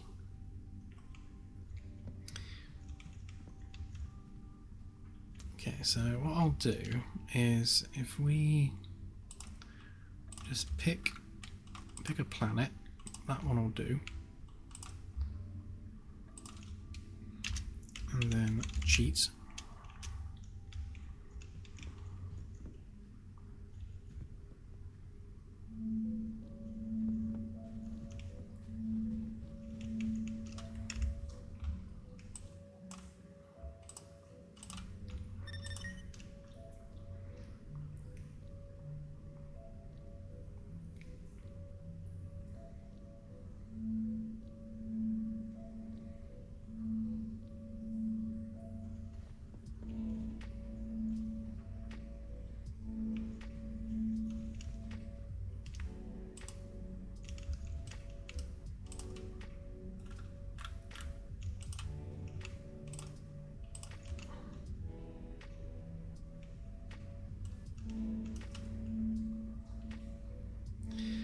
So similar to when I was messing about with this in the last stream, the orders to go to the system itself, to the star, were still there. And when I changed my mind and went to the planet instead, obviously the first set of orders hadn't yet completed, so we definitely need more options. So when we say navigate to command target or navigate to sensor target, we definitely need a third option wheel where we have like immediately or later, so it adds it to the queue. But we also need a replace option as well. So like an instead of, so it actually cancels the current order and replaces it with a new one, as opposed to doing it in a queue or still going to the previous one afterwards.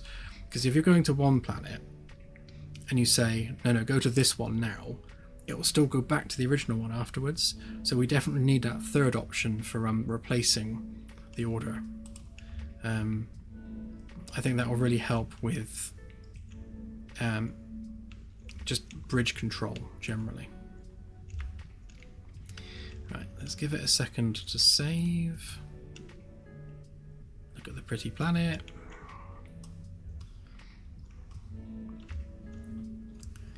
Okay, so let's quit to main menu and see whether or not we can go through from here and go straight through to that same planet.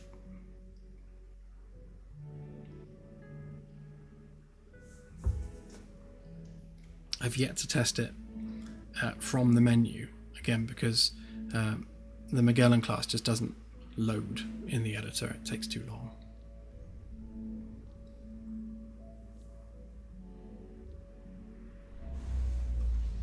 Oh, looks like we're at Earth.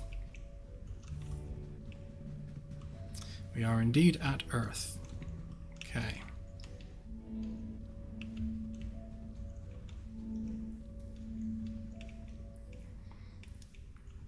Alright, so what I can do is I can put this out as a build on the caveat that it's going to reset until I put out another build that fixes that. So you saw in the editor, obviously it was working fine.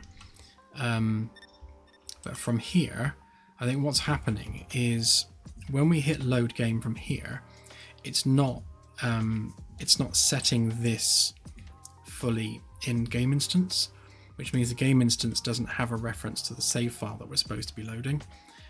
So it's just loading with the default values instead. But that's fine. So what I'll do is I'll put this out so that you can just have a mess about with it. And then yeah, I'll follow up with another build that fixes it end to end, and we'll take it from there. But that aside, I think it's fairly robust. And at least it's yeah, this is staying connected, which is nice, although it does seem to have lost my display name. Interesting. It's not without its quirks, for sure. Well, okay, on that happy note, we shall leave it there.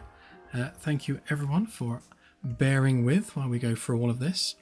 And yeah, and my tummy keeps rumbling, so I'm going to go and have a snack, I think. Right, have a great week ahead, everyone, and I shall see you on the next stream. Bye for now.